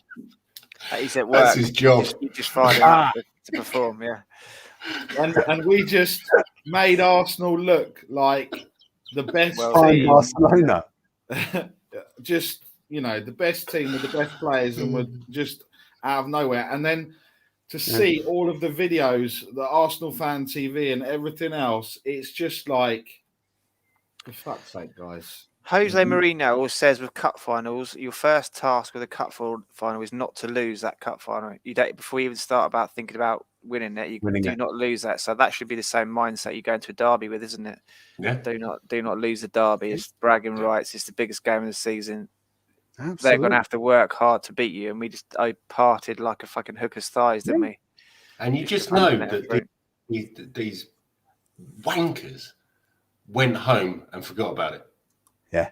Went back to their page 3 models, went back to their mansions, climbed in their cars, and complete Monday morning was like, oh God, I've got to go and train now. I want to stay at home and play Xbox.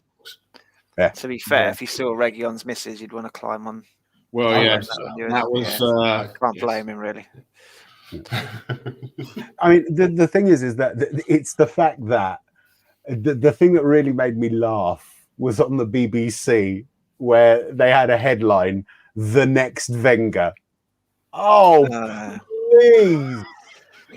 He just beat one of the worst Spurs sides for decades, and he's the new Wenger because of it? Yeah. Me. Oh, even BBC Jamie O'Hara on Talk Sport, they're all over Jamie O'Hara in the morning. It's like, hold on, you're 10th in the league or whatever. You've just beaten one of the worst Tottenham teams going at the moment. We've fucking just lost 2 games in a row. Reincarnation of Wenger.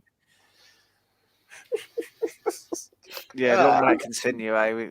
Mate, the delusion is strong with this one. And that God, idiot's back as well on Arsenal Fan TV, isn't he? Which one? That doesn't narrow it down. Troops. Troops Yeah, is back, isn't he? Is he? Oh my God. Oh, so his American adventure went well. Yeah. You get in blood. Yeah. You get on my ends. Yeah, in it blood. Yeah, fam. Fam. Yeah, right, blood. Yeah. You hear what I'm saying, blood? Right? This is all it was about, fam. All right? That's what I've been saying, fam. The worst thing was, as you guys know, my nephews are just getting into football. So, like, we were looking forward to it for ages. We're playing Rubbish Reds. We call Arsenal Rubbish Reds. Yeah. So this weekend we're playing Rubbish Reds. So we're building up to it all week, and then their little faces when the Arsenal were getting goals, like, looking at me like, "What's happening?" I was like, "You're in for a long life of pain and suffering." Yeah. Well, this is your first one. Get used to it. Yeah. Get used to the pain. At least you're acclimatizing them to the pain early. Yeah, they had such expectation that we'd beat them. Yeah. Well, agent Tottenham, Kev, we've managed to keep Arteta in the door for a bit longer. Yeah. Well, in a way, maybe we're playing the long game. Just keep him there until it's too late for them to not be relegated. I don't think we can throw barbs like that around. Well, the thing is, this is the thing. They are deserving of a relegation because of how they got into the top flight. They've never been promoted in the first place. Yeah. So, I don't. It's not tempting fate in my view because it's something they deserve. They never earned promotion. They bought it, and they have never been relegated since. So, because of that, they should be relegated. That's why I call them Arse-sterix FC, Rez. They should have an asterisk next to all their honours. All of their honours should have an asterisk saying not promoted by. I thought you were talking about Asterix and Obelix. Sorry. No. Asterix. Well, you got Obelix right here. All their honours, all their honours have an asterisk next to them because they weren't promoted on merit. So none of their honours count. That's right. Thanks to Sir Henry Norris. Mayor of Fulham for some reason as well. He was. Oh, really? Yeah. The Sadiq Khan of the of the thing. Well, I think Yeah, that's right. Jordan never promoted FC. Yeah, Arsenal's true name. Never absolutely. Or Buminal. I prefer Buminal to NPFC. It's just the 4-year-old in me really loves that. So do we want to anything any of you guys want to say about the Arsenal game before we move on to the last night's no, let's move on. That's out the back door now. We need to look forward. There's very little to say. It was so obvious what everything was wrong with it. So last night's game, were you excited about it? Did you take any pride in the victory? We'll start with you, Jens. Well, you saw me in the WhatsApp group. Yeah, I saw your face just now. Fucking fuming. I couldn't believe after that start. I just thought this is going to be great, and then they just stopped. They stopped playing. And to have to put the big guys on to secure a win against, I'm not going to say it's a pub team because I think that's very disrespectful because they are champions of their country. And Slovenia is not a great footballing country, but that is a team that we should be putting away within the first half an hour, and then we can go on cruise control. Dele Alli last night, I know we've been banging on about him, but he was disgraceful. Absolutely disgraceful. I know that, Rez said that wasn't bad at the end. Obviously, I was being sarcastic. Oh, really? Oh, okay. Sorry. But Kev said, are you not entertained? And it's like, okay, it's 5 goals, but you also have to factor into it that it's their big day out. They've never been in a stadium so big, so they're gonna try harder. But our youth team players, you would have thought that the level of their league is probably maybe being disrespectful. League Two. Yeah. And you would have thought that our youth team players should be able to beat a League Two team. I think it might even be worse than that. I don't know where the metric came from, but I saw someone say they're 300 places below us. Really? Yeah. So League Two, bottom of League Two is only 91 places below us. Kev was being sarcastic as well, so that just proved how fucking wound up I was last night. I wasn't impressed, and I'm not looking forward to this weekend because I think that he's going to play Ali again. Mm-hmm. And Ben Davis, by the fact he was rested last night. Yeah. So quite frankly, I was disgusted. Yeah, I mean, listen, again, no disrespect to them. That should have been a cricket score, right? That really should have been. That was our easiest game in that group, far and away. You know, only putting 5 past them is. Listen, if he wants to give us 25 million a year for that, I'll call it the Anthony Joshua Arena. I don't give a shit. You know? Yeah. AJ Blood. Yes, like the AJ Arena in it. Like, you know, so I go there and I plays in it. Actually, I boxes in it. Yeah. But yeah, it should have been a cricket score. The fact that they got a goal against us is bad enough. The fact that we could only put 2 past them in 45 minutes of play and then had to bring on Kane. We had to bring on one of the... Yeah. Kev called the goal, didn't he? He said, oh, here we go. It's a corner to defend and then bang. Bang, yeah. You know, 3, we had to bring on Kane, one of the best players in the world, to put the game beyond doubt. Add 3 more goals towards his record. Yeah.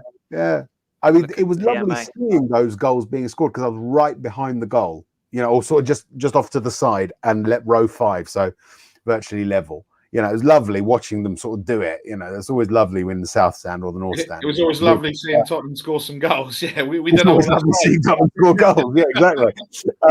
But yeah. Just think, can I do a rant in street slang? I don't think so. No, maybe next week. Yeah, and said that they feel more pain than the fans. Really, Delhi? Do you? You don't act like it, old chap. Don't act like having a laugh. Yeah.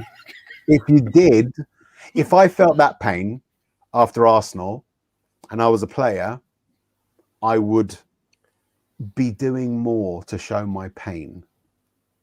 Yes. Right. Very well. I don't think he's playing badly deliberately, is he? It's not through lack of effort with Delhi. That's the problem. It's lack of talent at the moment and lack of confidence, lack of form, fluidity. Yeah, he's out of form. He's just trying his hardest to play his way back into form. But how long does it take for it? 3 years out of form. That's a pretty bad stint, isn't it? Yeah. But you see, it's not his fault. We can't fault him for it. We can judge him. We can judge the quality of what he does, but the reason why it happens is something that I think is outside of his control. The issue is that Spurs have to do something about it. If that means getting rid of him, do it. Do not hold on to this player if you're doing it just because he's an asset. Right? Is that where you're getting at there, Danny? Do you think he's showing a lack of respect by still being here, and he should have left by now for the way Mourinho treated him and whatnot? I think possibly what you guys were saying earlier about his bad childhood. I'm not 100% sure if we have a psychologist who works at Tottenham, but that is why I think Graham Potter would have been great because, as Rez has said before, he has qualifications in sports psychology or something like that. Leadership management. Okay, yeah, and it's just as important what goes on in your head as what you can do with your feet and your head. So that may be the problem. That's the infection. That's the infection at Spurs. It's infecting all of them. It's not just Delhi. He's just the most visible symbol of it. It's all of them. Again, it's cultural. When you've got that chairman up there, you know, and it filters down. when you've got someone who is so obviously all about money and penny pinching, the whole organization will feel unmotivated or feel heartless. If he doesn't show that the footballing is most important to him, why should they? Yeah. But also he's got people around him that are saying, you know, they don't know what they're talking about. This is rubbish. Oh, look, there's another contract come through from Fortnite, or there's this fashion deal that needs doing. Why don't you get your hair? Why don't you look like a mop brush and get your hair done? That'll make you look cool. And then he's believing everything that people are telling him around him, and it's the people around him that are feeding him, because he's gone from not knowing. You know, if you think about where he was 4 or 5 years ago, where he didn't have any of this, and he was just playing football and enjoying it, and we were winning and we were playing well, and then all of a sudden he's surrounded himself with people that clearly aren't great influences on him, and now it's almost in his head where they've been telling him this for so long that he's believing it now, and he's like, well, yeah, you know, I firmly believe that he stormed off down the tunnel after he got substituted. Someone's told him, you need to go back out there, and that wasn't one of his people. That was him saying, Deli, what have you done? Everyone's going to be commenting about that. Get back out there. And the same when he was playing, when I went and saw the qualifying game, and I saw him having a huff because he didn't come on with 10 minutes to go and everything else. And because the fans were singing his song, and he was like, oh, look at me, I'm amazing, I should be playing. And, you know, like we said, I don't see why that Gio doesn't start ahead of him on Sunday. But I just think that, you know, he doesn't have a strong enough influence to keep him on a particular path. He's got so many people pulling him this way, that way, and the other, is that he can't focus. He needs a mentor. Yeah. He needs a mentor. That's what it is, and he doesn't have one. You know, like you say, he's being shoehorned into the team at the moment, isn't he? That's not his role, and that's not what he's good at.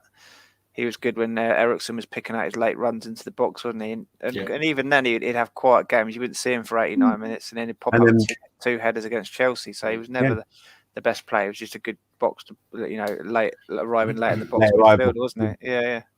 And we could carry him to some degree. Couldn't be in that team because we had structure behind him. And now he's had to step up, and that's not really. It's not his. He will never be that. Yeah, he will never be that leader on the pitch. He will always be, you know, the sort of, I don't know who's a good example to sort of compare him to. I can't think of one. He's not a leader, and that doesn't mean that everyone has to be, right? You don't have to be the vocal leader, but expecting him to be is as much of a disservice. Hey, Brian, good to see you, mate. Hi, Brian. How are we doing? You all right, Brian? Good. All good, boys. Yourself? Yeah, good. Not too bad, thanks. Just talking about Dele Alli. Okay, you were talking about someone else before, and I was enjoying that. But yeah, Dele Alli. My feelings towards him are far behind. A little bit away. I'm fed up with him. What do you think? What do you put it down to, Brian, with him? His attitude. It's all down to his attitude. He's been given the big money, and now all he cares about is tipping his cap and putting more colours in his bloody hairdo. Do you know what? Yesterday was a big day for him. He needed a performance. It was his 50th European occasion. He was captain of the team, and he took a penalty. But Cody's right as well. I got it drawn the point, and here I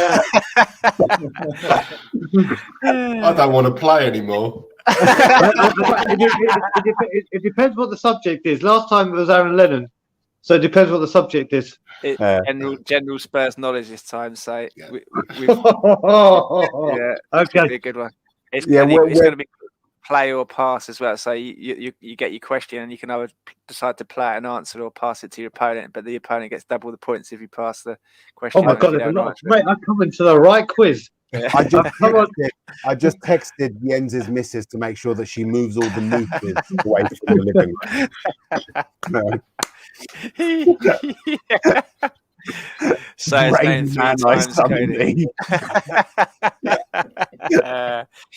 Dearie me.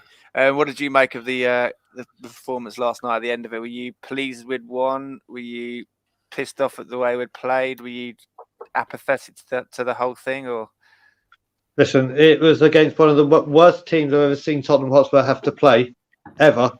And there's just... The thing that annoys me the most is, first of all, that he just will not change from this 4-3-3. That is the thing that's really concerning me. When you've got the best striker in the world who plays on top by himself, and yet you still try and fit him into a 3, I just don't get it. The fact that we had to bring on 3 of our big hitters to get the job done, because God knows what had happened. I wasn't confident that we'd see it out without them. And I'm just hoping, the main thing is I'm hoping Romero-Rodon is the defensive partnership going forward, because Romero is obviously going to be the first choice, and then you think you'd want to start playing the defender who's going to play alongside him as many times as you can, so when it comes to Premier League they're good to go. So I'm hoping that's what it is, but it probably means the exact opposite, and we see Davinson Sanchez and Eric Dyer and Harry Kane in a 3 and Dele Bloody Ali starting again. But it's all good, he can run 11 kilometres and we can all be happy with his kick back. If he does that Ben on Davies Sunday, didn't play last night either. Brian say, is he being rested for Sunday? Oh my God! Can you, if that is the case, can you imagine the backlash that's going to be had? What the problem is if Ben Davies is the answer? Jesus. Johnny, are you going to the game? Because I didn't see you at the Chelsea game. Are you going to be at the? No, I play Sunday mornings. I play and manage, don't I? So it's going to be a tight. Nick's driving up. Nick, I can't get to him before we leave because we're playing. Cool. Let's hope we can meet up. Well, I'll be there at 11 for the change for Spurs. So you won't be hard to find me. I'll be the one that says Levy's a parasite. I'm sure there'll be a few of us, but I will be in. I'm expecting my voice to be fucked by the end of the day.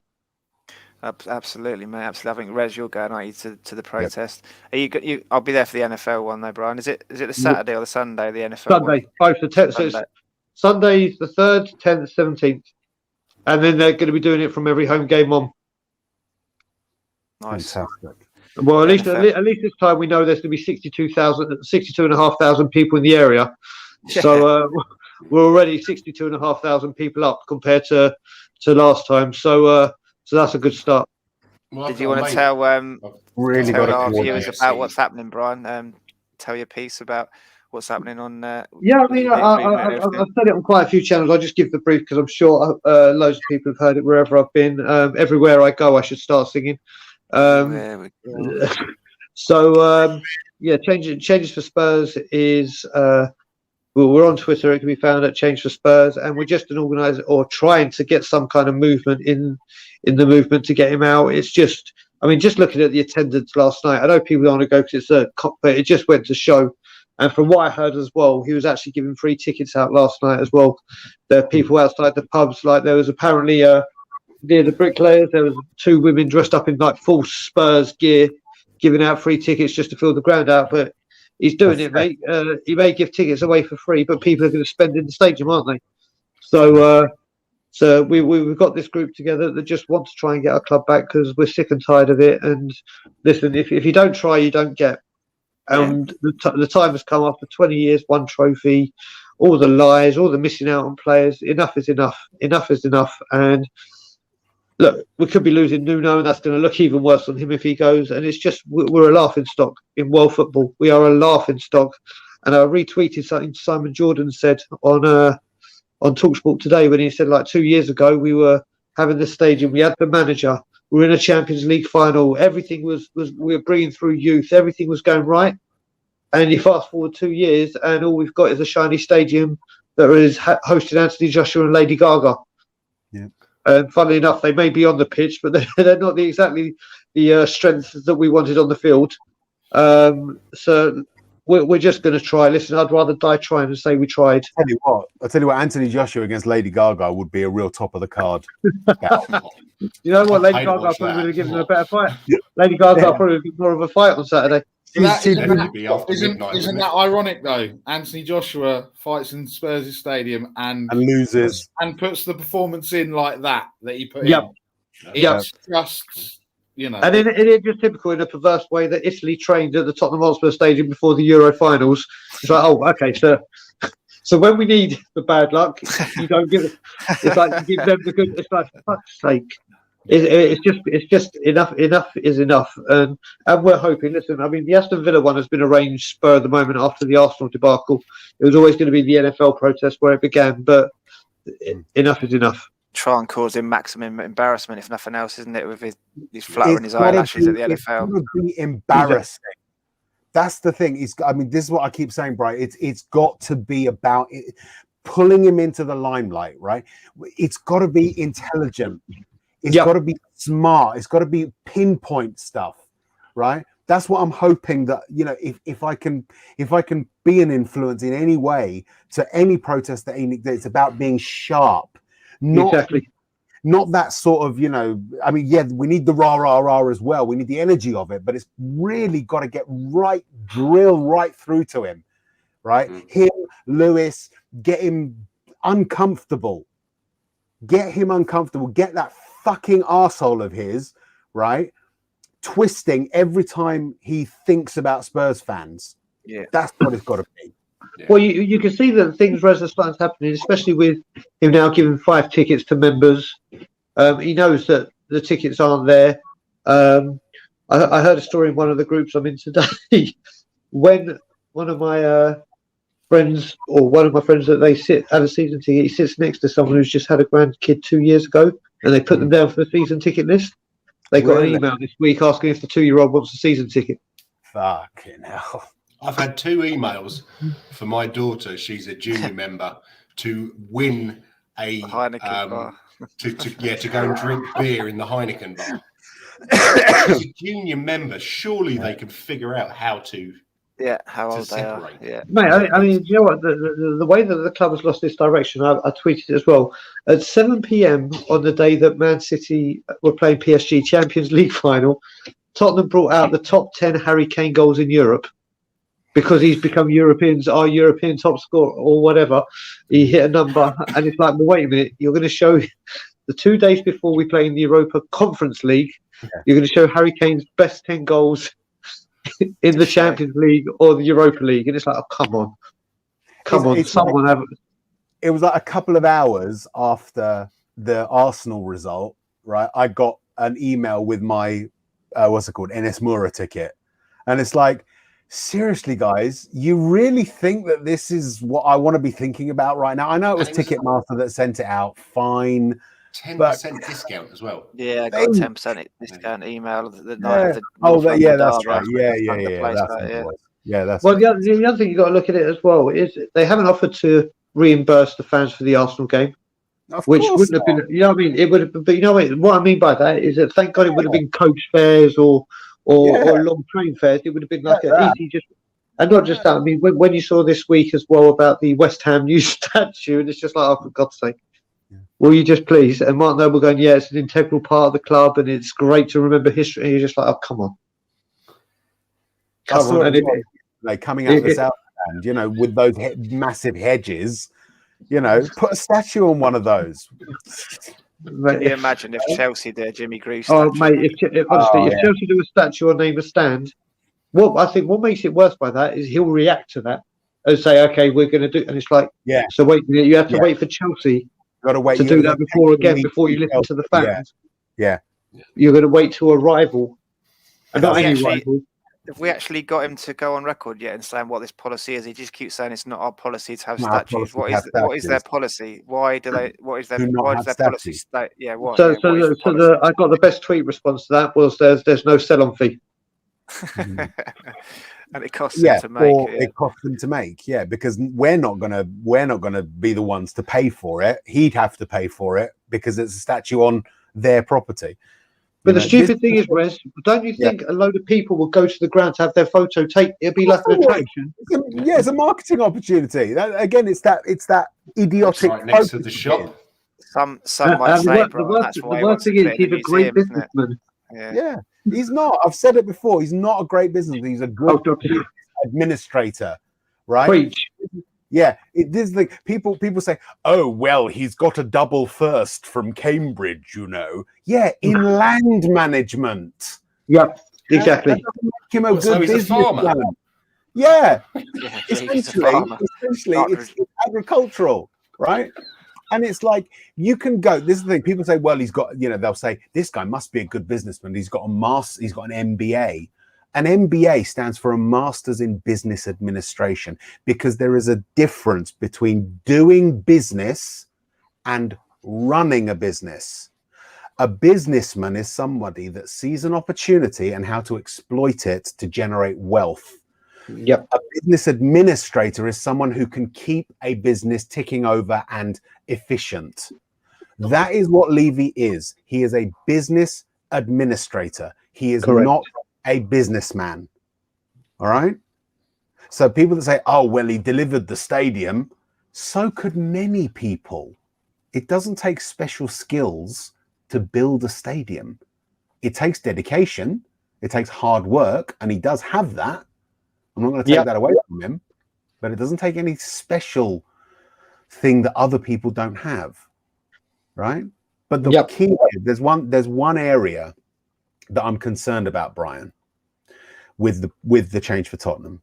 Is the ENIC out part of it, because I don't think that can happen.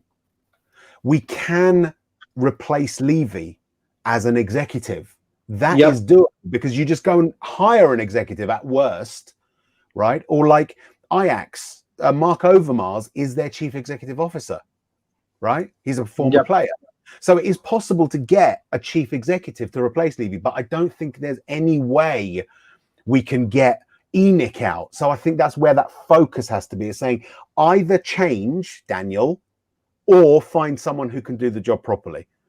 Yeah, because, I mean, I'm with you on that, but people, like I've been saying as well, it's obviously I have the blessing and the luxury of living in North America, so I know a lot about obviously what it means to them publicity-wise and everything. And the NFL, I mean, this is why one of my new hashtags is devalue the club, because if we can devalue it, then they might be like, right, we're sinking on a losing ship here. We were here.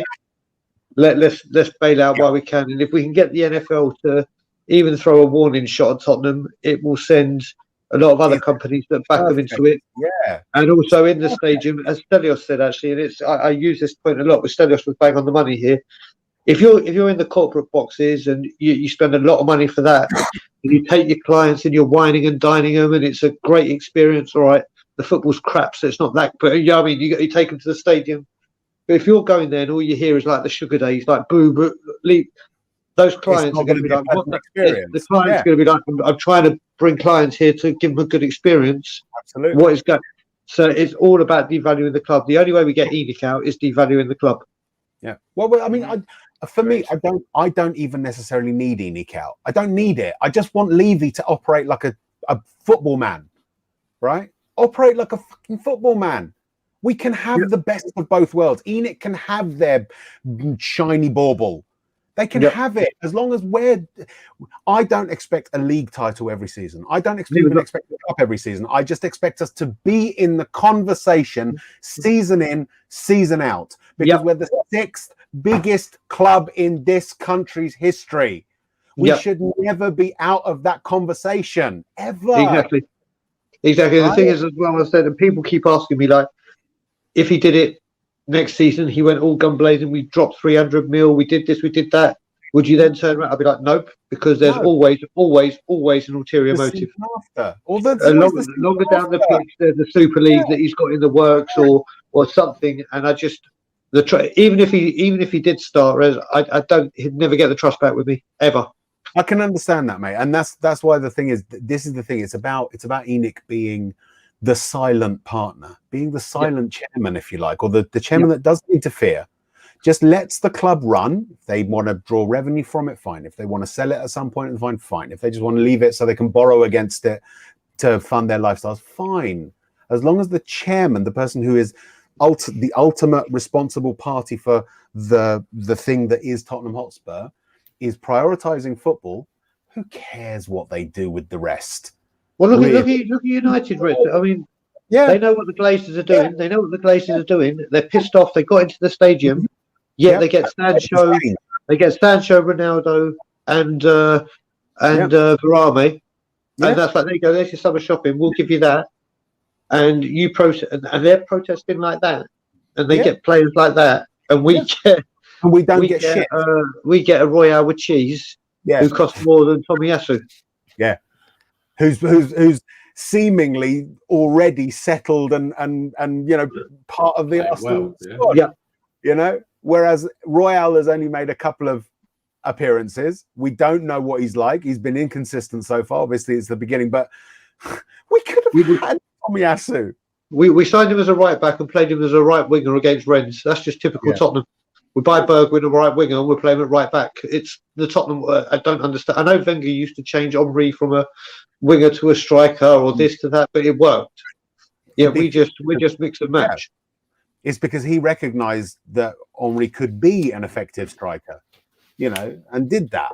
It's just so many problems, and it all just as we're in agreement that Levy is a problem.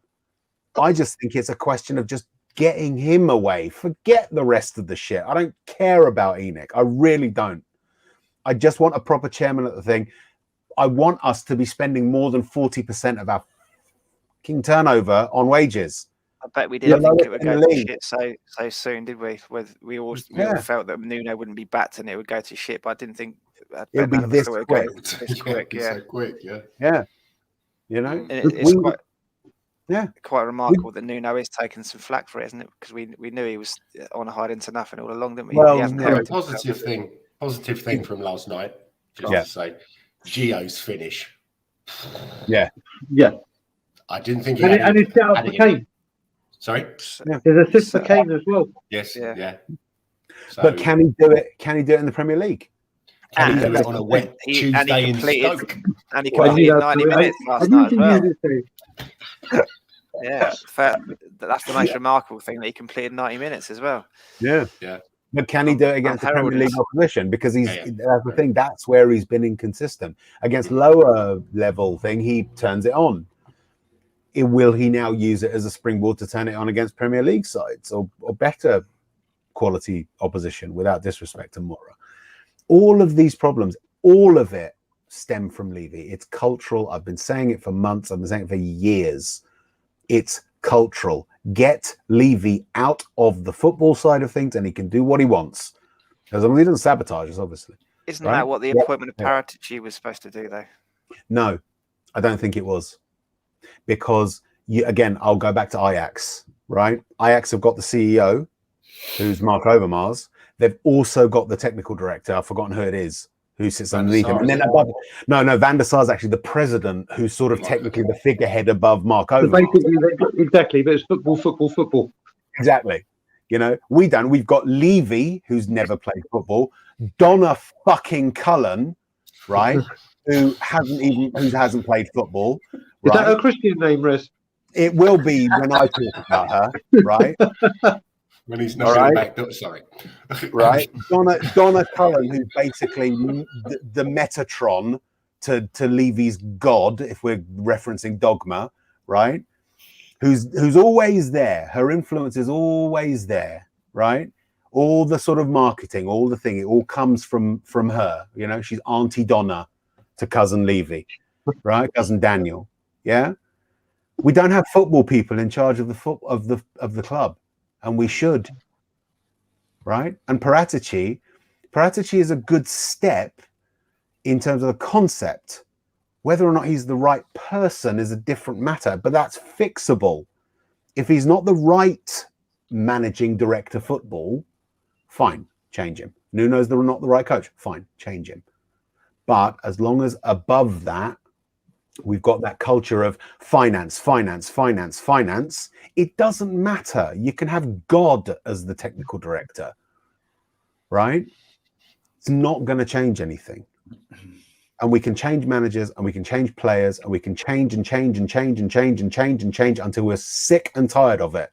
It's not going to fix things until Levy either steps aside, but someone like football at the heart of the club, or he himself changes. One of those two things. Yeah, 21 years, he's not going to change, is he? No. So maybe once every 22 years. Yeah. Maybe every 22 years, Brian. Yeah. How old is he now? 58. He's 58, so he ain't going to retire for a while, is he? And Joe Lewis is 84, and he's still Yeah. working in the Tavistock group. Yeah. So you don't have to retire. Interesting comment from the Portuguese there. He says Levy almost blew the NFL deal until Uncle Joe steps in. What did Levy do to the NFL is that right? deal then? I didn't know that. Can you elaborate as to what Levy nearly did to fuck up the deal? That's very interesting. He took him to the Bell and Hare. They wanted to go to the toilet, so they had to go in the Indiana Jones. Got him a red stripe in the beer garden. Yeah. I bet he asked for They the got the payment. shits from Chick King. He probably asked for the payment in one full instalment rather than the 58 instalments he normally asks other players. Yeah. Exactly. Exactly. Kev. Two cheeks from the same arse. Exactly. That makes Joe And Lewis what the they arsehole. produce is shite. Yeah, dearie me. Right. Let's get on to the quiz, guys. Let's have a bit of fun before Come we on. go for the night. Let's We'll do go for it. So, Rez, you're going to be the Scorekeeper. quiz master here. Okay. I thought it was Rez and Jens together, and then I can go with Brian, so we'll be all right, yeah. I'll keep the score as well. There's no conflict of interest there or It's all right, anything. 'cause Brian will answer them all anyway, so it doesn't matter. So. Right, so it's going to be. me wallet, Rez. Yeah. Let me give you the rules first of all. So you're going to have 10 questions each, right? So when you've got to see what the question is, and then you have to decide. So Jens, you'll get a question. So what is? Let me think of something easy. That's not in the actual quiz. What is the name of Tottenham Hotspur? What is Jimmy Greaves' middle name? So that'll be the question. What is Jimmy Greaves' middle name? And you have to decide whether to play. If you know the answer, you can play and take the 10 points and bank them. Or if you think Brian doesn't know the answer, you can pass to Brian. I would never think Brian doesn't know the answer. To tell you the truth, mate, to tell you the truth, my football knowledge is superb, but never in my life have I thought, you know what, let me check every player's middle name. I haven't got a sodding clue what Jimmy Graves' middle name is. Me neither. Peter Greaves, yeah. So you can either play Jens and take the 10 points and bank it, or if you think Brian doesn't know it, you say pass. If Brian gets it right, he gets 20 points for getting the answer right. Then you get 0. Does that make sense? Please tell me the question. Or is it If he takes the question, if you pass it, so if you pass to Brian and Brian gets it right, right, okay, he gets 20 But points. there's got to be a penalty. There's got to be a penalty if he takes the question and gets it wrong, because otherwise you can just take every question to stop Brian from getting any points, and vice versa. Yeah, but can I just ask? There are no questions about players' middle names, are there? No. Because I've just given it away. I just said I don't know the players. There is 10 questions. Let me just change the question. That's what it is. It's all What is Timothy Atuba's middle name? Tubov. He doesn't actually have one. Yeah, you're right, Rez. So what could the So I would say punishment be if you play the question and get it wrong, then Brian or the opposition gets 10 points. 10 points, yeah. Okay, yeah, that makes sense. There's got to be jeopardy. Okay. Okay, I've got a really bad poker face, so maybe I should turn my camera off. Yeah. So I'll go like this. Yeah, I'll go like this. You can't see. I've switched my camera off. Yeah. I wouldn't need to do that. I wouldn't go that far. But yeah, let me just do this. You can't see my poker face. So what happens? Jens gets a question, then Rez. He decides whether to play or pass. Yep. If he plays, he banks the 10. If he gets it right, he gets the 10 points. Obviously, if he gets it wrong, nothing. If he passes it and Brian gets it right, Brian gets 20 points. Yeah. If Brian doesn't get it right, does he get 5 points or 10 points still? He gets nothing. Yeah. Okay. Are you ready? Right. Question you what? You could do 5 points if you wanted, but it You made it so complicated. I know, It's so complicated. It's a bit like when the young ones were on University Challenge. Johnny, can you hurry up? I've got a Villa game to go through. Right. Are you ready? This is Jens's question. So, in 1963, Tottenham Hotspur became the first British team to win a European trophy. Which one? Now, do you want to play or do you want to pass? I'd like to play, please. Okay. Cup Winners' Cup. Correct. 10 points. Right. Brian, this is your question. That's when I was born. So nice. Fuck off, 63. Do I look that old, you bastards? Right, Brian. Spurs legends Chris Waddle and Glenn Hoddle assaulted the charts in the 1980s. What was the name of their hit single? Do you Diamond Light. Diamond Light. Diamond Light. He's cashing the 10 points. He's cashing All the right, 10 points. This is Thank God, I random, thought you were whether about to say they share the same middle name. What was it? It's luck of the Nathaniel. draw as to what questions you get here, by the way. The correct answer is Nathaniel. It's Christopher Nathaniel Waddle. Is it Oh my really? God! Well, if you ever do a middle name quiz, I want to be with Ren. Okay. I'm joking. This is your question. Do you want to play or pass? Name the Spurs player who scored in the World Cup final in 1966. You playing or are you passing? He wants to play because he knows Brian knows the answer. Yeah, I'll play it. Yeah. I'll play it. I'm not sure that I'm right, though. Was it Martin Peters? You're right. Correct answer. God. 10 points.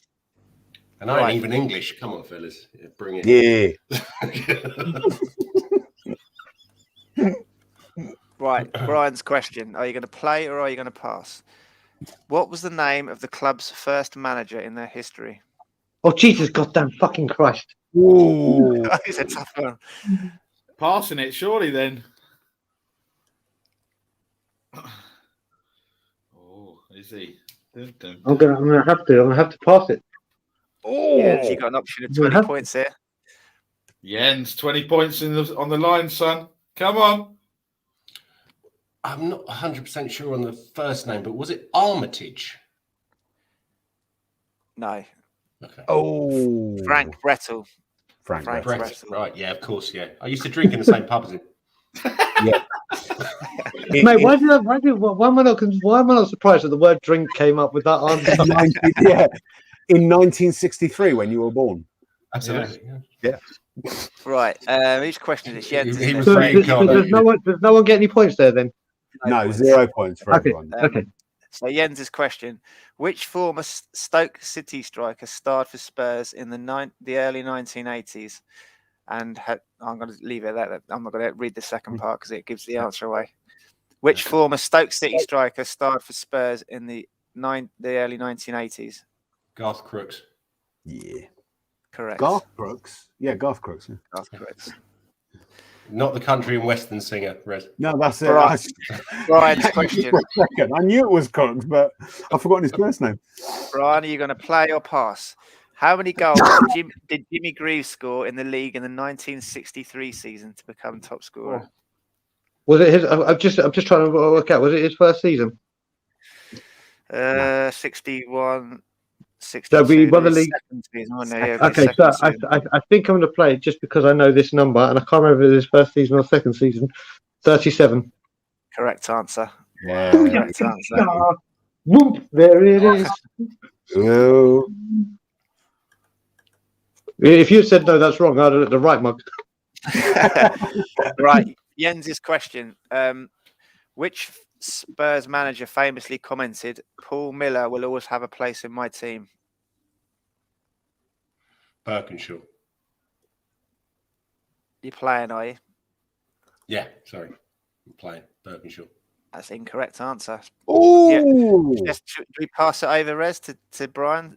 Yeah. So yeah, but If there's you no get- extra points. There's no No extra extra points. There's no extra points. No.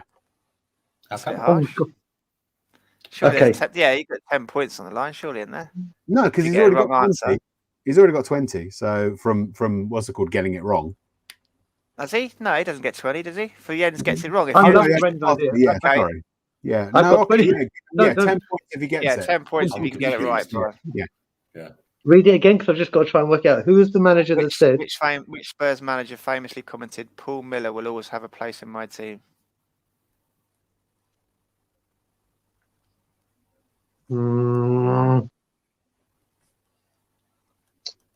Because I would have said exactly what Jens said, exactly what he would have said. Now I'm just trying to work out manager before or manager after. I think I know it if it wasn't him.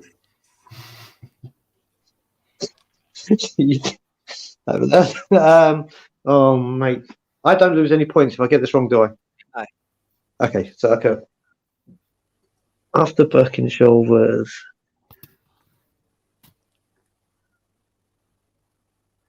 Oh, mate. I don't know what I'm going to say this, and I think it's going to be wrong. Was it Terry Venables? No, Peter Shreves. I was going to say Shreves. Peter Shreves. Yeah. Brian's question, I believe. Is that right? Yep. Wes? It is. Yeah. In what year was midfielder Darren Anderton born? Oh, mate, he's not right. Okay, I know he's born on March the 2nd, or March the something near there, March the 2nd. He used to, like I said, I used to have him as my first. March the 2nd or March the 3rd, he was born. Right, I can get this. I can work this out now. 3rd of March it was. There you go. So, right now, I've got to work this out.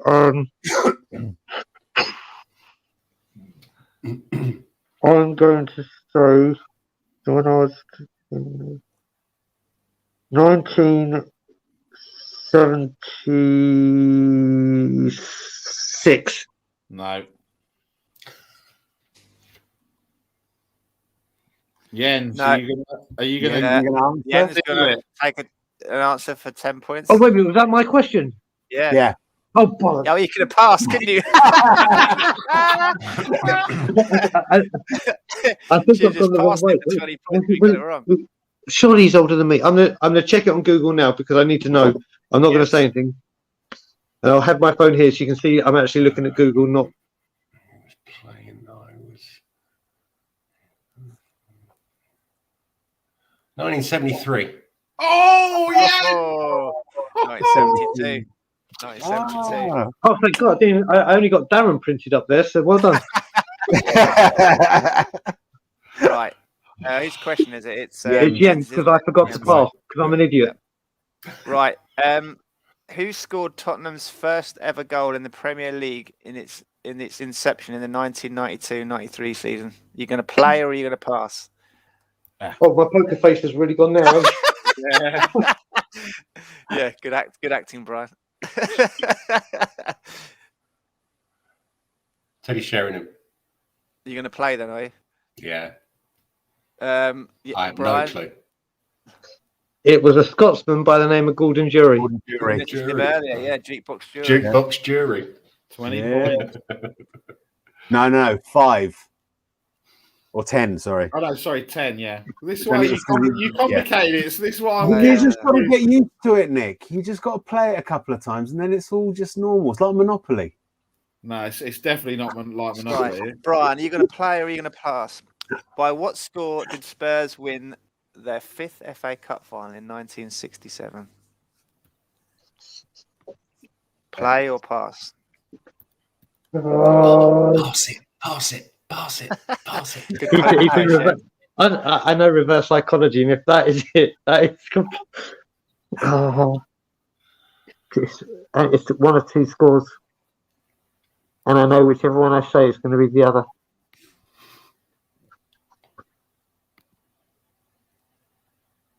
2-1. Correct. Is it? I thought that was the best. Yeah. I did a quiz on Frank Saul the other day, so he scored in it with Rob. I was either going to say that or 2-0. So I knew it was Chelsea, right? Yeah, Chelsea. Yeah. Jens, play or pass? In the 1960-61 season, Tottenham won the double. Who did they beat in the FA Cup final at Wembley Stadium? I'll play Leicester. Correct answer. Fucking hate Leicester. Sorry. I went to Your university poker with face Leicester is good fans as well. Your poker face is good as well, Jens. Brian, your question. Do you play or do you pass? Which Tottenham player delivered Gaz's FA Cup winners medal to him in hospital? I'll play this one. Gal, super gal, super gal, super Gary Mabbott. Incorrect. Paul No, it Stewart, isn't. apparently. Paul Stewart, No, it apparently. isn't. No, it isn't. This quiz. No, it isn't. I can tell you, I can show you on YouTube a video of Paul I think they all went, didn't they? Gary Mabbott walking in with the. Oh, did you say his FA Cup medal? Yeah, his medal. His medal, not the cup. Yeah. Okay. You've caught me there. I'm going to get my lawyer because I think there's a. Yeah. That's what North America does to you, bro. Oh, mate. Yeah, everything's a lawsuit where I'm from now. Yeah. Oh, geez, what a schmuck I just made of myself. Let's go back in time. Well, no, Brian, it wasn't. It's because you didn't. It's just you didn't listen or didn't hear the question properly. It's not that you got it wrong. It was just you answered. Oh, wrong. Red, you know what? You could be my lawyer. Sue Johnny. Jens, this is a good one here. Do you play or do you pass? Which future Spurs player scored against the club in an FA Cup final?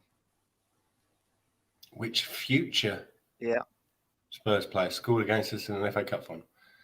Do you want a clue? Or are we not doing clues? No, I don't think clues are No, really, are they? They scored against us in an FA Cup final. Scored against us in an FA Cup final. Which future Spurs player scored against the club in an FA Cup final?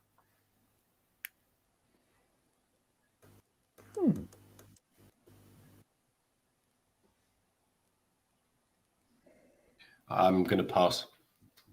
Oh, you have to. I haven't got a clue. I'm sorry. 20 points, Brian. So I'm going through all these games now. FA Cup final.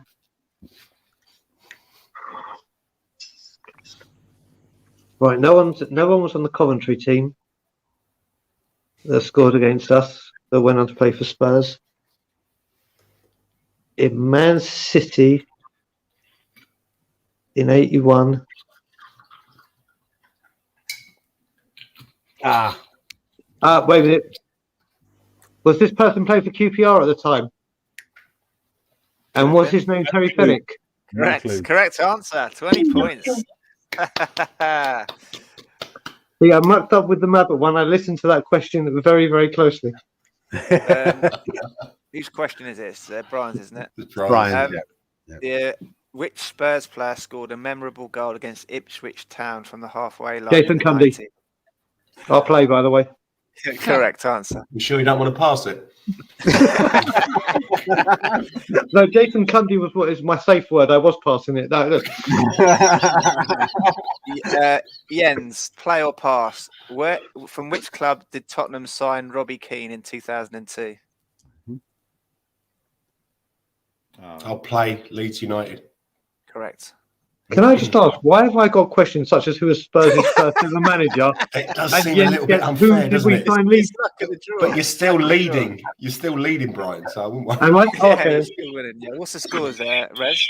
All right. So after 15 questions, the scores are 3, 4, 5, 6, 7, and 1, 2, 3, 4. Ooh. So the scores are, after 15 questions, Jens is on 70, I think. Let me just double check that. 1, 2, 3, 4. Yeah. Oh, no, sorry. No. 1, 2, 3. Yeah, 4, 5, 6, 7. Yeah, 70. And Brian's on 60. Ooh. Whose question is it, by the way? It is It's Brian's. And Right, Brian's Brian. question is, Yeah, what was mine the is, name of the Tottenham parrot that was killed by Arsenal in 1933? Exactly. And then Jens's next question could be, who was Spurs playing on Sunday?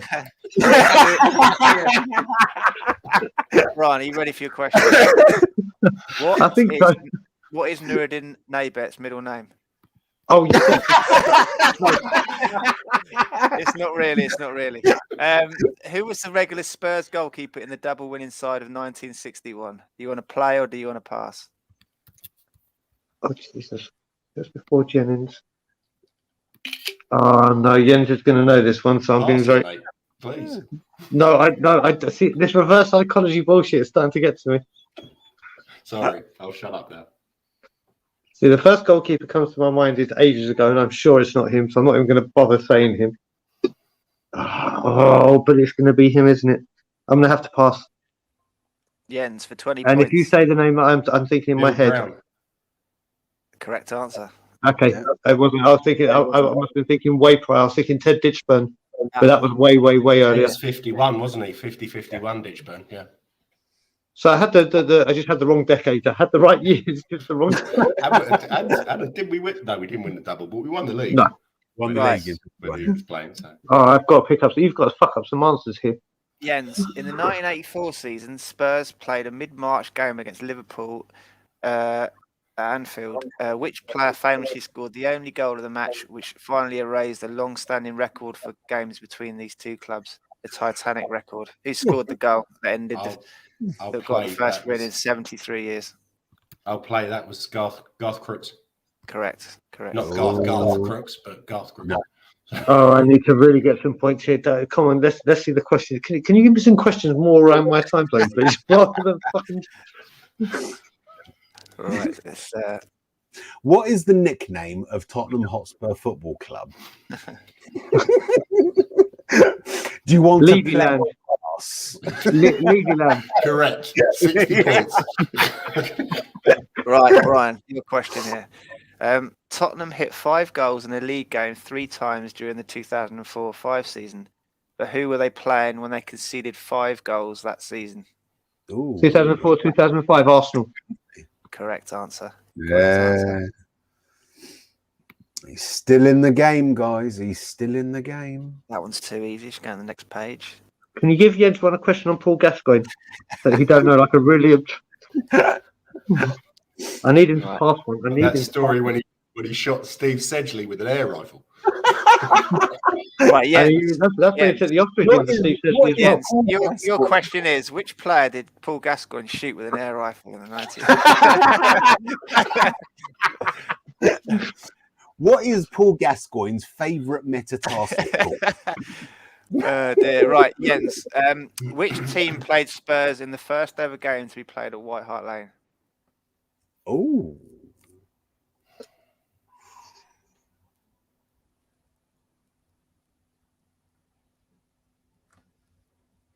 I'll play that one. Although I'm not 100% sure. I think it was Preston North End. Incorrect, Brian, for 20 points. Did you say at the brand new White Hart Lane? No. Which team played Spurs in the first ever games we played at the old White Hart Damn Lane? it! I knew the. Can you change that to the to the new White Hart Lane? I don't get any points. Do I get any points if I get this wrong? No, you get nothing if you get it wrong. No. So why the fuck did I pass my question? I just get wrong. Because if you get your question wrong, Jens gets 10 points. Okay. See, Red, we're going to talk after this. You are going to become my lawyer. I don't know if you've done the bar or anything, but you are now my lawyer. Oh Jesus! First ever game. God, there's going to be so many teams. First ever game at White Hart Lane. Sean wants back in, by the way. LJ. Let's just take a shot in the dark and say Sheffield United. Notts County. Notts County. Okay. Brian, they both have stripes. Can I get points for that? And it was a black and white TV then, so you wouldn't have ever known. And Sheffield's not too far from Nottingham either. So. Right, Brian's question. Are you going to play or are you going to pass? What year did Spurs win their first European trophy? 1963. Correct answer. Yeah. We've already had that. Jens, we play or we pass? When Spurs won the UEFA Cup in 1984, it was their blank European trophy. What was, in numerical order, what was it there?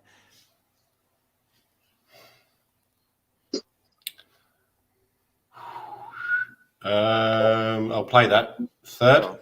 Correct answer.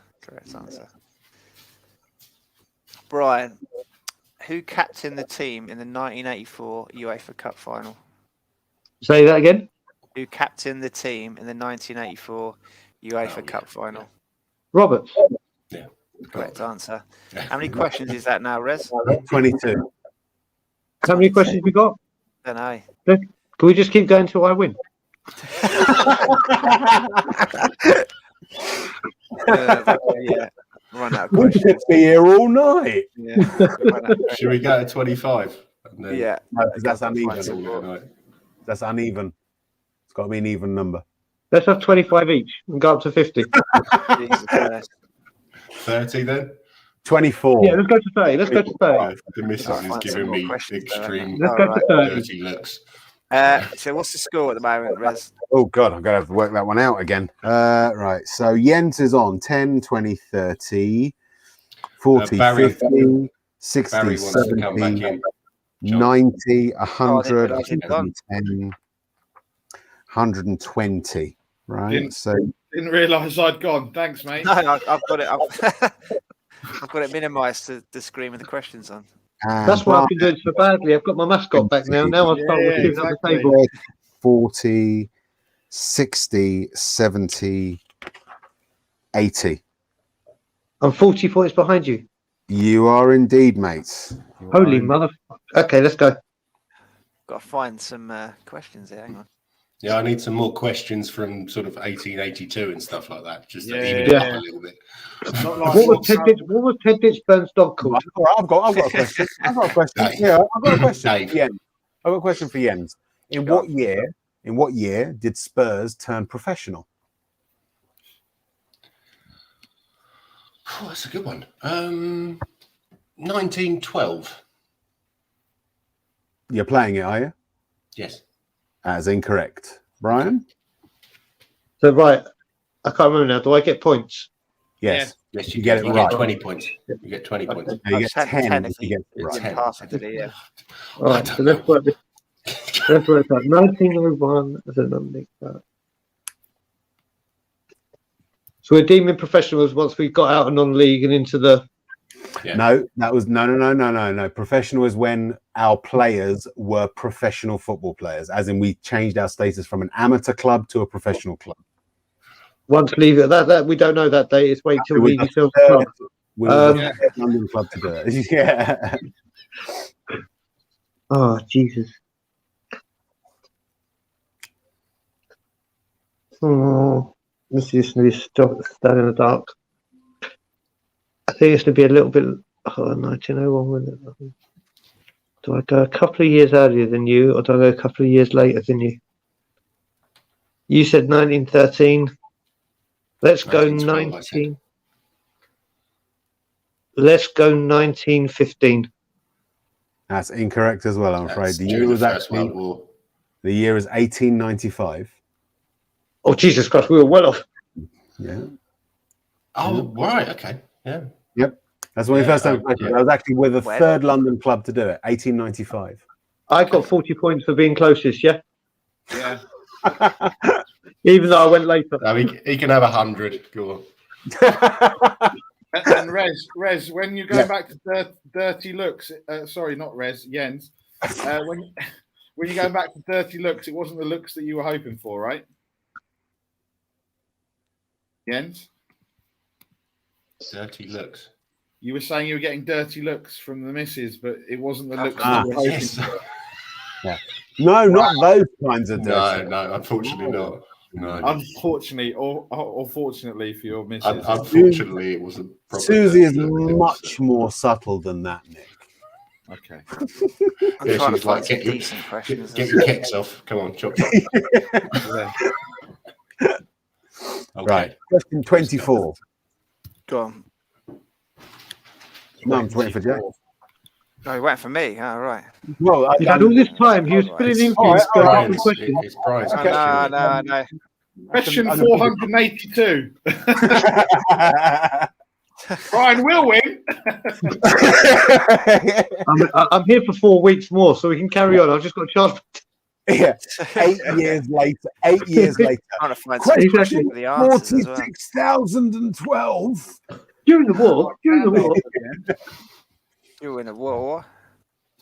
I'm I'm after doing from the top of me. Okay, here's a question. I've got a Yeah. question. I've got another question. Question? Let's go. Okay. So in the during the final season before the First World War broke out, Spurs finished 20th position. Okay. Which club finished above them in the table, but were not relegated in Arsenal's shithousery? Well, have you just given me the answer in that? No. Okay, I literally thought it Are might you have going to been play, there. or are you going to play, or are you going to pass? Do you know what? I'm going to pass because this is actually no. Wait a minute. Ooh. I've got to remember. If I pass, how many points does he get? If he gets it right. 20. If he gets it wrong, nothing. But if I have a guess and he gets it right, If you have a guess and get it wrong, he gets 10 points. but if I pass, he gets 20 or nothing. Oh, this is. Oh. Yeah. No, I'm gonna pass it. I'm gonna pass it. I can't do the math. I'm done. All right, he's passed. Okay, go on, Jens.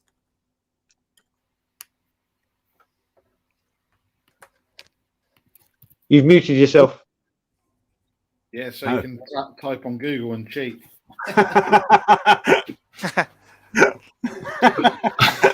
Could you repeat the question, please? Yes. So in the 1914-15 season, Spurs finished 20th and were relegated when football resumed after the war due to Arsenal's shithousery. Which club finished 19th but was spared that fate of being relegated? Bolton Wanderers. No, sorry. The answer is Chelsea. Is there any chance we can have questions that were after the war, not during the war? Sorry? Who? If it was Chelsea. Who? Yeah. Never Some fucking heard of unknown. them. Some Right. unknown. I've got a question here. So process of elimination, right? So that there's a list of the top 25 goal scorers for Tottenham in Premier League history. Ooh. Can you name them all? You get a point for each one, and it'll go All of them? Jens to Brian. Oh, Jens this to is a Brian. great question. Yeah. So process of elimination. There's 25 top goal scorers in Premier League history. Is it So- just 1 point each? 1 point each. So you ready for this, Rez? Whose question is it? Is it Brian's This or is- Jens? It's Jens's question. I just want to say something. So Jens, It's you get to go Jens' first. The only problem is, Jay, it should probably be 2 points each because otherwise Brian can't catch up if it's I've just got one. no problem with that. Oh, Yeah, 2 points. my lawyer. Yeah. My lawyer. No, I Forget- think it's forget- it's forget, it's 1 point each. Forget It's one master's point each. degree. Come on, Forget master's degrees and everything. You need the QV. You need all those initials. Renz, you're Right. my lawyer, mate. I'll give you a retainer at the game Sunday. There's 50 points. 50 points on offer here, then, boys. 50 So points on offer. 2 points for each one you can name. Jens, you go first. So this is Premier League or Premier League. All time. Premier League. Premier League. Actually, I'm going to change it. I'm going to change it to 3 points each. Otherwise, Jens, you can points, blow out yeah, water with 5 answers. So let's 3 make it 3 points. points. So the top 25 goal scorers in Tottenham's Premier League history. and do we have to name them in order or is it No, any? just random. any Like, If you Random. name them in order, you win the quiz. if Brian if names you, them in if order, you he's name the Rain top Man. 5, I think you'll win. You want them in the quiz. order? Alphabetical, and middle do we- name. You want squad number? Right. And, Come on, and do, Jens, do we you have get to know first their pick. middle name? No, you get first pick. Go on, Jens. Go, Jens. Harry Kane. Correct. 3 points. Okay, Right. so let's try to do it. So we'll do it together, yeah. Let's see if we can work it downwards so we don't just miss each other out. Teddy Sheringham. Correct. 3 points. Jens. Robbie Keane. Correct. Brian. Gareth Bale. Correct. He's on there. Jens. Jermaine Defoe. Correct. Brian. This is Premier League goals. We'll see, now you start thinking of strikers, but there's a lot of strikers that weren't there for a long time and may not be in the top 25. It just depends who's the lowest of the 25. And can someone let us know when we say the lowest one, just so we have a gauge? No. Like if we 'cause hit then- 25. No. Okay. Let me just bring them up and then I'll chalk them off as you get them so we know which ones you've said as well. Okay, so let me know the ones we said already. Yeah, just bring up Kane, the- Sheringham, Robbie Keane, Jermaine Defoe, That's it. So far. and That's it there's so another far. Okay. one other at 5. Gareth Bale. Gareth Bale. Yeah. Okay. I'll note them down. Wait. I've got to delete them. So just paste them into it. So I'm going to come up with one and I'm going to be the first one to go for a real bolt out of So- left field. Kane, we've got. That comes off there. Yeah. Kane, we've got. He can come off there. Who else have we got? Defoe, Sheringham, Keane, Defoe, Sheringham, Keane, and Defoe. and Bale. This is going to be a real shot in the dark. Go on. Right. And it's because I'm going to try and start going for some of the lowers. Stefan Everson. Correct. Hey. If we're going that way, Jens. then I'll go Freddie Canute.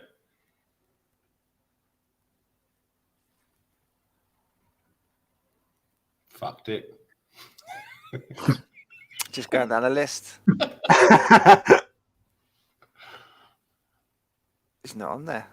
Oh, I All love right. Canute. I fucking hate him now. I wonder how many goals he got in the Premier League. Let's have a look. Frederick Canute. Oh, Premier he League scored goals. some magnificent goals as well. Oh, mate, that mean, volley against Everton. that Yeah. celebration, just yeah. He Brilliant. was a great player, mate. We didn't use him correctly. He was fantastic. he really was. Okay, Who did he rip it up for after us? Did he go to West Ham? he went to Sevilla. Ah, He went to Sevilla. He went to Spain. no, we got him from West Ham, didn't we? Yeah. Yes. Yeah. Okay, so I've got it with Yeah, a he shot only in the got, dark. he only got 14. He's not on there. Yeah, he's not. Okay, 25. Yeah, he's not. So Yeah. 25. That surprises me because he's got 3 or 4 goals on 101 best Really? goals. Yeah, he only got 14. Okay, There's so a clue there, and he's not on the list. yeah, I know who you just said, and I just realised when you said 14, it's his number on the side. I don't want to say it though because I got a feeling. Oh Jesus! No, he surely isn't on the top 25. He surely isn't. Right. Brian, go for the easy wins, mate. Go for the easy Yeah, that's wins. what I'm just trying to think That's now. what makes it more interesting if you go for that. Because I want to say this player. I Reverse want to say this psychology. player. But it gives Because you He more had time to 2 outstanding seasons. It's just, did he hit more than Stefan Everson? I'm using Stefan Everson as the bar. Dimitar Berbatov. Correct. I was gonna say 27. 27. Yeah, I was going to say that. Jens. Stuart Nethercott. Guy Butters. just in Edinburgh. Rest in peace. I'm going to go for Ginola. Nope. Oh, See, I was going to say, when you said there's a clue in there Yeah, with when you said 14, I thought 14, that yeah. I thought I was going to fall into it there. Okay, so now I'm He's let you catching in. up. He's let you in again, Bri. Yeah, but I've got so many points to get up there. So, right. If he got 27, Darren Anderson surely got to be on that list of more than 27. 35. Correct answer. Yeah. Fuck. So it's 5 penalties to 3 so far. Sounds familiar. Come on, Jens. Come on, Jens. Cody Mack's date has obviously run out because he's been gone a while.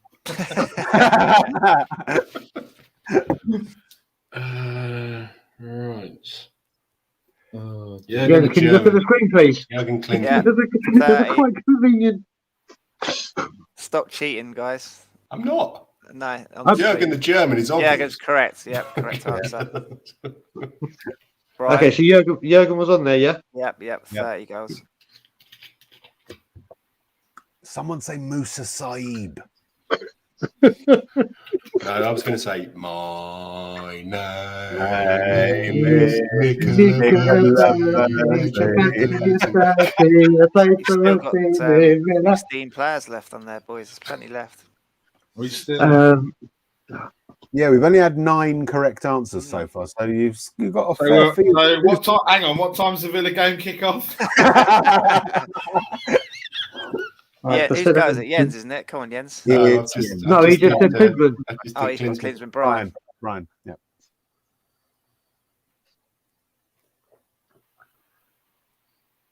Beginning. Okay, Oh, of course. Yeah, just thinking of someone. Yeah.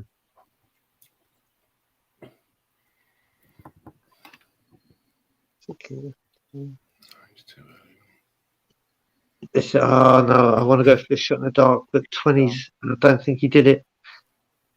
I don't want to say it. No, I'm going to stick that away for later.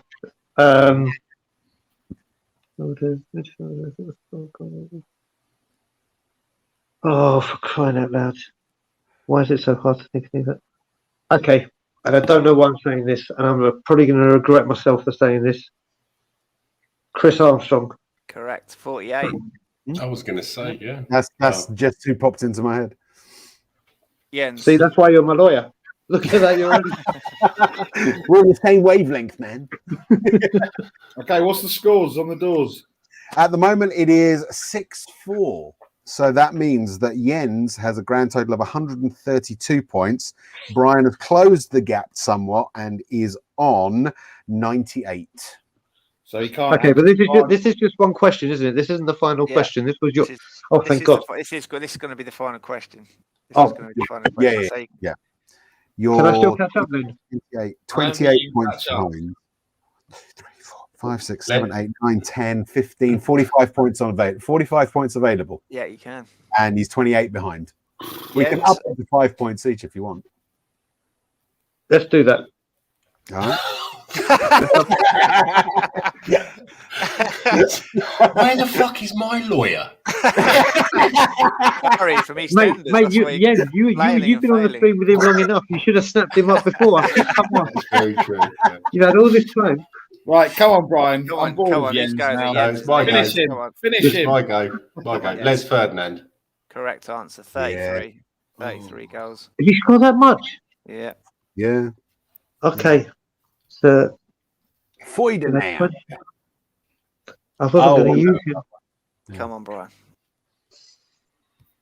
I don't know why I'm saying this, but this name just won't go away, so I'm going to have to get it out there. And I think I'm going to hate myself for doing this. Supercalifragilistic Roman Pavlichenko. Correct answer. 20. Yeah. 20 Premier League goals, yeah. Oh, Yes. pressure's on. Running out of options. I'm changing it to 5 points. Okay.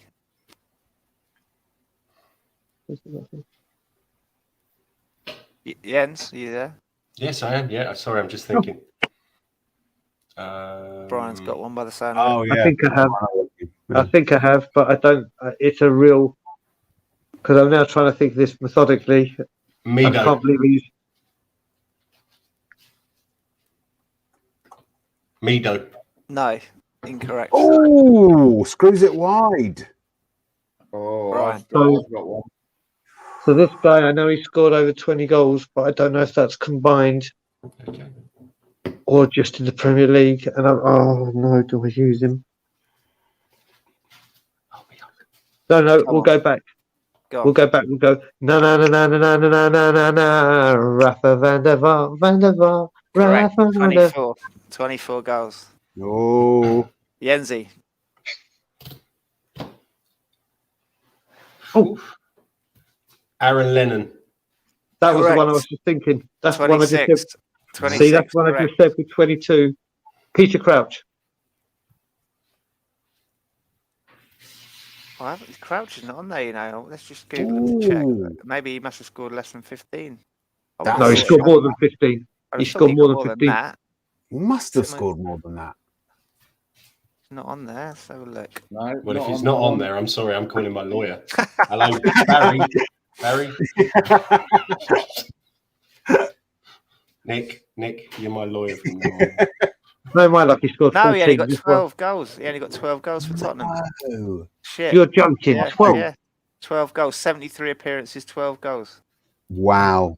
Wow. He's got that some very surprised me. important ones then. Yeah. Yeah, He did. Yeah. I was going to use Leonard as well. Deuce, Clint Dempsey.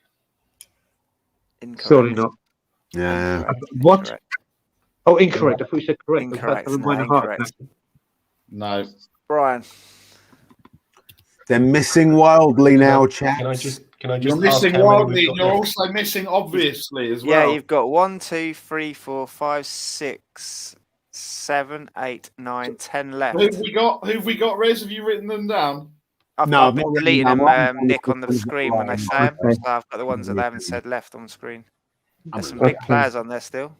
Some big players on there still. Yeah, there is. You've still got that. It's into two. Like it's been split into two on their website, and there's still 4 who've And got how over many does it 35 need goals. to be above? 15. Have 15? Yeah, if we have the lowest yet. Can you just let us know? no, Don't let us know. no, you haven't. No, you haven't. 15 Oh, goals. 15 goals is that what? Is the lowest Lowest. we've got so far, or is the lowest? Lowest on the list. God, I shouldn't have said that when it's Brian's go. What a dick I am. All right. Let's start thinking. That's Dickless. Michael Dickless. I don't even know how he talks. It's something like, "You fuck, I'm gonna kill you." Yeah. Okay. Go on. Mm. Dele Alli. Correct. Yeah. There we go. 51 Yeah, that goals was in my one. whenever this quiz was done. Oh, Jesus Christ. And if you say no, Jens, I'm going to go fucking batshit crazy. Jens, come on. Where have you put it on the screen? I can't see it. What's that? You said you put it on the screen. Where? That's on my screen. I've got it up in Word. Oh, on I- your screen. Oh, okay. Yeah, on my screen, yeah. Jesus Christ, my mind is going blank. Back in the 90s.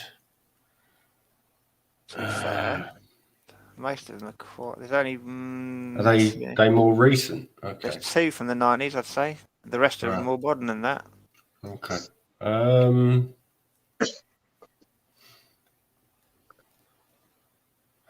Yeah, only 2 from the 90s. I want to say Steve Malbronk. Incorrect. Okay, and Brian. you're going to go Yeah, mad because You are going to go mad. you I and know me you're haven't gonna said say this Brian. name. Nice one, Sonny. Nice one, Sonny. Nice Sonny, one, yeah. Sonny. I got another one. Sonny, Nice 72. one, Sonny. Nice one, Sonny. Yep. Correct answer. Oh, Jesus Christ. Oh, fucking hell. I can't believe it's gone that long. You've named the top 6. Yeah. Yeah. At least be happy about that. How many of the bottom 6 have we got? All of them. 1, 2, 3, 4, 5, 6. All the bottom 6 are still there. Oh, really? Okay. Yeah. Well, That's not even it's make the- sense. Middle of the roaders. Yeah. Did I Are say we doing Les top Ferdinand? Yeah, you said Somewhere. it. You got it. Whose go is it, by the way? we It's, saying Jens, I just said Sonny. Jens. Yeah, you got Sonny. Are we Didn't you? doing top 20 or top 25? Top 25. Top 25. Oh, because they haven't got the bottom 6 of that from my little chart. No, they haven't got them. No, that's what I mean. No. They haven't, Oh, they so haven't I thought said you meant any you of had. them. Yeah. No, Right. they haven't said any of them. No, they're all there. Yeah. And some of them are doozies. One of them, I can't even say. Yeah. Someone's got to. I just can't remember if he was with us. Come on. Oh, Jens. Jurgen Klinsmann. You said it. Said that Said already. it. In that case, I don't remember if he was with us. I don't think he was, but Gary Lineker. No, Was not Premier League. He left before the Premier League. He was. Okay, fair enough. God, you're He blowing left for this, Garant to Jens. say after 92. Right. So the last season of First Division was his last season at the club. Right, okay. Right.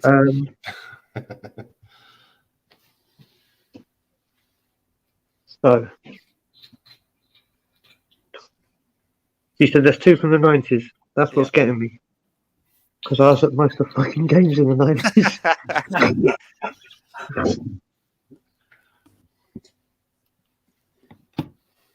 I don't know why I'm going to say this name, but he did score a few and he was definitely Premier League. I'm really going to swing for the fences here, and this is a real left field shot. Nick Barmby. Correct. 20 Oh, Premiership shit, goals. yeah. Bloody hell, pulls it out of the bag. Fucking hell. Jens. Oh, fucking hell. Jens is thinking 90s now. He's thinking 90s. He's thinking 90s. There's 2 from more recently that's actually quite obvious as well. Yeah. Yeah. 3. I'd say 3. They're very You say recent. 3? Yeah. Yeah. 3 Yeah. very recent ones, which are very One obvious. which they go now tonight. Yeah. We have. It was one of the other questions. Come on, Don't Jens. give me hints, man. Was that Garth Crooks? Garth Crooks. Just Garth Crooks. Yeah, sorry, brother. Craig Saul. Bobby Smith. For crying out loud. Gonna have to hurry you, Jens. This is doing my nutting. Yeah, we're going to have to start putting clocks on these. Yeah.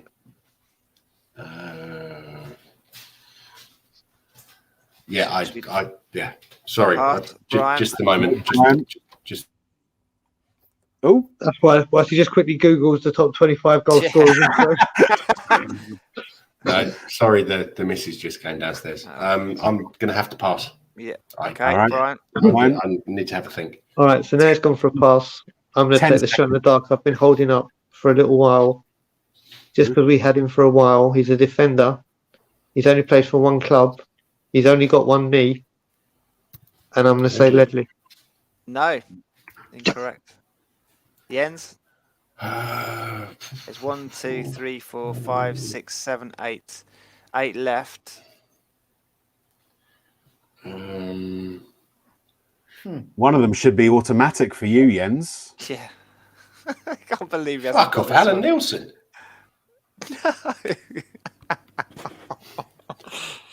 Oh dear. Was that a guess? Yes. No, Yeah. it's not. No. Oh my god. Why should it be automatic for me? Oh my god. You're going to kick yourself, mate. Go on, Brian. You must know. I do. Is it my turn? Yeah. Yeah, sure. Yeah, he's got that. Ericsson, Tottenham's number Correct. 20. Jens, Fuck been this. sitting Brian there. wins. I'm going to bed. 51 goals. God. 51 goals.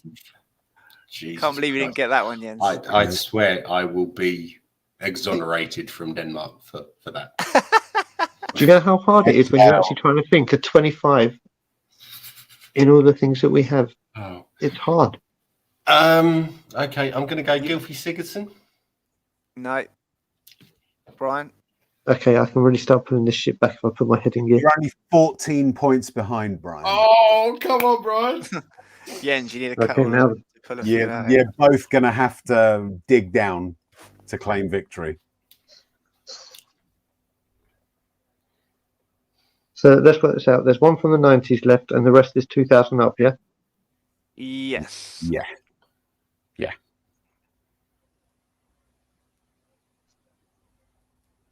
7 left.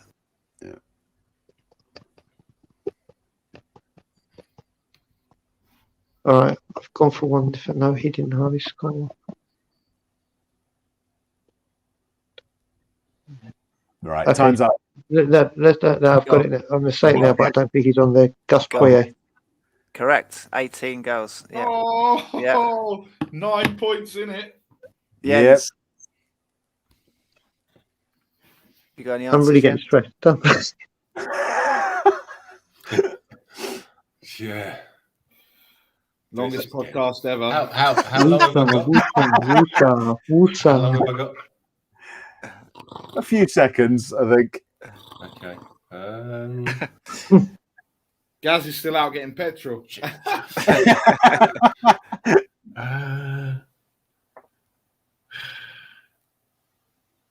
Tanio. Incorrect. Mm. Brian. Okay, this is a real. He's surely got more than 15. Come on. Luka Modric. Incorrect. Oh! No, he's on that. Jens, anything? Nico pops in? Cranchia. Incorrect. Yeah, Brian. Okay, let's just start reading off. Oh, yeah. Just Come reading off on. random names. Come on, guys. Striker, come on. There's still a There's a striker. striker in there. There's 2 strikers in there, actually, Two still. strikers in there, Yeah, yeah? there's 2 Yeah. strikers in there. 3 strikers in there. Yeah, well, 3 forwards, certainly. 4. Yeah. No, This you don't is- have 4. No. 5. 2 strikers. 5. Any more players? 77. Whose go is it anyway? Me. It's It's Brian's me. Go on, Um, Brian. Come on then. 2 strikers in there, Brian. striker. 2000. 3, isn't there, LJ? Nah. I'd say I one's don't know why I I'm saying this. I don't know why I'm saying this, but maybe it's for my heritage. Ronnie Rosenthal. Nope. Incorrect. Jens. God, thank- 2 strikers still in there, Jens. Oh, he's 90s. What am I talking about? Yeah, there's no 90s players left. No. Which I can't tell you, can I, Nick, without giving the LJ, answer? I'm going to send you the list, and then I'm going to say, and then you Well, can no, tell I'll me tell you, I'll just message you the 2 strikers. message me the 2 strikers. Not in the WhatsApp group. Jens, I'll just send them to you. There's another one that Jens should get as well, really. Huh?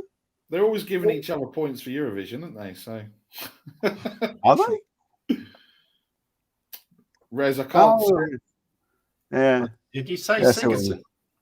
You said it, but you got it wrong. Yeah. Okay. Yeah. Rez, do you know what I'm talking about now, or do I have to think message so. you? Sorry, mate, you cut me off there. I'll message Oh, you no, separately. there's Everson, and I don't think we've ever had a Swedish. We've had striker, Everson. so- We've had I Everson. said Everson. I know, but he's Whose saying go is it? he's saying that I should know. So It's Jens' go. And to be honest, time is time. Yeah, come on, Time time is is up, pressure. yeah. for us. Paul Yeah, Mahorn. No. Blowing the horn, yeah. I'm putting that down as a wrong guess. How do you spell Come on, Brian. Mahorn? Right, Fuck Strikers you. 2000. Sorry, that's how you spell it. Strikers 2000. Strikers 2000. Strikers 2000. we've got, I'd say, 2 strikers, 3 wingers, and a midfielder. Yeah. All right, start thinking wingers. I said Anderson. Builders. Am I allowed to give someone a clue so that they can get this? Only very, very, very, very. What's it called? ones. They scored in the first game that I went to see at White Hart Lane. Well, that was helpful. Well, Jens wasn't here, and Brian wasn't here. So. If they'd gone back and watched last week's episode, then they would have known. I would know exactly. Okay, Yeah, I'll be back in a sec. Give me an hour and a half, mate. Give me 2.5 hours to watch the show. I'll be back. So let's Okay, give them so a minute wingers. each or 30 seconds each to guess. Come on, you've got to step it up here, boys. Okay, Yeah. so I'm just gonna go for this because you just said wingers. I'm just gonna go for a real shot in the dark. Raw Fox. No, incorrect. Jens, 10 seconds. yeah. I said Oh, there it goes. They're after you again, Rez. Finally, Rez, come back. Right, got to guess now, Jens. Come on. Come on. Dominguez. Nope. Incorrect. Brian, 10 seconds. You'll kick yourselves as well. Yeah. Yep. One of them you will absolutely say how this Helder Postiga. I'm only joking. I'm only joking. I'm only joking. Come on, Brian. Do you know what? I'm gonna kick one out of the fence just because I love this player, but I can't remember how many he scored. Go on. Chica Popescu. Incorrect. Jens? Yes, 10 Dimitrescu. seconds. Dimitrescu. Incorrect. Brian? He's fucking doing it like nothing. This is getting so hard now. So, have we still got in the? Or are we talking? Sorry, just so we know, 2000 and up now, yeah. Yep. 2 strikers, 3 wingers, and a midfielder. Yeah, and you've got to answer now because you ran out of time. Midfielder Michael Carrick. No, Correct. Jens. I think you only scored 4. For us.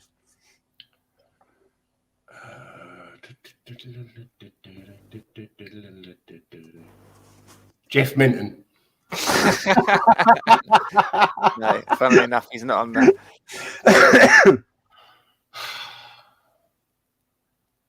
So it's back to me.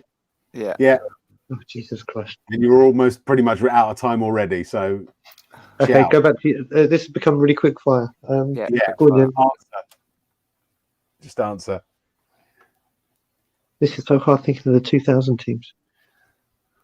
It's really not. That's because you know the answer. That's because you know the answer. There's the man with the answers in front of him. Yeah. Right, time's up. Give us a Jens. name. Otherwise, it's over to Jens. Well, no, it's Jens's go. All right. LJ, Yeah, check it's what I fine. just put. They've said that? I never heard this name. Okay, how about you start giving us little No, clues haven't. because we could be here for ages. Yeah. All right. Jermaine Yeah, How about, Genius. I'll tell you what. From now on, Jermaine we'll give Genius. away Right, yeah, players. I'll give clues, yeah, and it's whoever said it. shouts out the answer first. Yeah. Jens Exactly. said Get it it. right. Jens Exactly. said it. Jens said it. Jermaine Genius. He did say it. Okay, Correct. 21 goals. Yeah. okay. So- Give us little clues, and we'll put our hand up. Right, so the clue to this one is mother's a whore. Wait a minute. Oh, for fuck's sake. How did I miss that? His Shout mother's it a out whore. then. No, Yeah, it's yours. It's your go, Brian. You'll go, No, Brian. it's whoever says it No, it's first. whoever shouts Oh, out okay. first. No, How did no, I no. all? Yeah. Adebayor, correct. yeah, it is. 35 goals. I was about to say John Terry, and I was like, wait a minute. You didn't- Right, Down to the last next clue. The last 4. Sandra Is it still catchable, Ren? Can Sandra I still is more catch him? clinical. Don't know. Sorry? Can you still Go on. catch him? Right. Your next clue, Sandra was more clinical than this guy. Darren Ben. Aaron Bent. Yeah, Correct. got it. Yeah, that was Brian's. Yeah. 3 left. This man can't use his right foot. Right foot.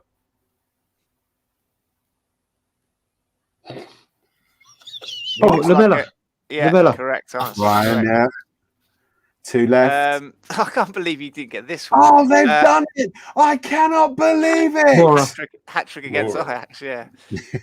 Seriously, I was going to say more earlier, and I thought, no, he's never scored that many. Last Last one. His nickname was the Dolphin. The Dolphin. Yeah. The fighting cock used to call him the Dolphin. Well, that doesn't really help me. He looked like he had a smooth body. He was part of the. I don't want to tell you that. He made up his own song on an advert once. Your clues are. That's a fucking shit, John. You can fuck off, seriously. I can't think of an. Let me think. He's Where Belgian. did we sign him from? He's Belgian. He's Belgian. He scored in the Too first easy. game. Dembele. Moves to I Dembele. saw White Hart Lane. Was it your first game again that we weren't there for? Chadley. Chadley. Yes, Chadley, yes. That's gets a it. Chadley. There we 50 go. goals. Right. You've got them. So, You've got 'em all. points. Here we go. Let's work out the final scores. That was a great question though. That's a better idea. Nico Go Classic. Middle Klaus. names next. The final scores. Would you like to know who won and who lost I think first, or Jens- who lost and who won? I think Jens won, didn't he? I think Jens won. Final scores are Jens 155, Brian 146. Oh, Good well game, done, Brian. Jens. Oh. Very closely fought, Close guys. score. Congratulations to you both. Jens did his best to throw it away, didn't he? Fucking No, hell. Well, but you know, Brian, that these are my boys, so they cheated for me. Yeah, I want an independent adjudicator to stop the count. No cheating went on. Right, just quickly before we go then, Tottenham v Villa. What's the score going to be? Score predictions for the Villa game. Jens, first up. Yeah, I'm going to have to predict a loss. 2-1 Villa. Who's getting our goal? I just seeing that shit on Thursday when we're playing this team, which is so much lower than us, and the so-called big players are not showing up. I think it'll be Hugo. Is Reggie fit? Yeah, I think so. Yeah, He played yesterday, didn't he? Yeah. I know. Yeah. Sorry. Okay. Yeah, well, yeah. in that case, it'll be Davis, Sol Campbell. He's getting our goal. You don't need to go through the whole thing. Ledley It's getting King. late. Who's getting our goal, Jens? Andy Who's Booth. getting a goal? Okay. I reckon it'll be Sonny. Sonny. Rez, score and scorers. Yeah, 3-1 Sonny for us. We'll lose 3-1. Sonny will get a goal for us. Bri. I'm trying something new now because I've always been predicting and we keep fucking up. So I'm not predicting to see if that works. All I'm praying for is that whilst I'm here in London, I can go to the ground and see us bloody well score a goal. Win. So just a goal. Just a goal that puts us in front, not like a consolation Yeah. where she's like, yeah. I want to see a goal that goes in where the whole crowd roars. So I'm just praying to any God that will listen to me that there's a goal and that there's a big turn up for the change for Spurs, and that will suit me. Nick. I'm going to say 1-1. And I'm going to say Gio scores. Not a bad shout. Let's hope so. Bad shout. That increases confidence. Yeah, that'd be brilliant. And I hope he scores first to the 32,000 that are watching on Sunday. And on that note, Levy out, Enoch out, and Levy out. Spurs. Come on, you Spurs. How many you Levy out.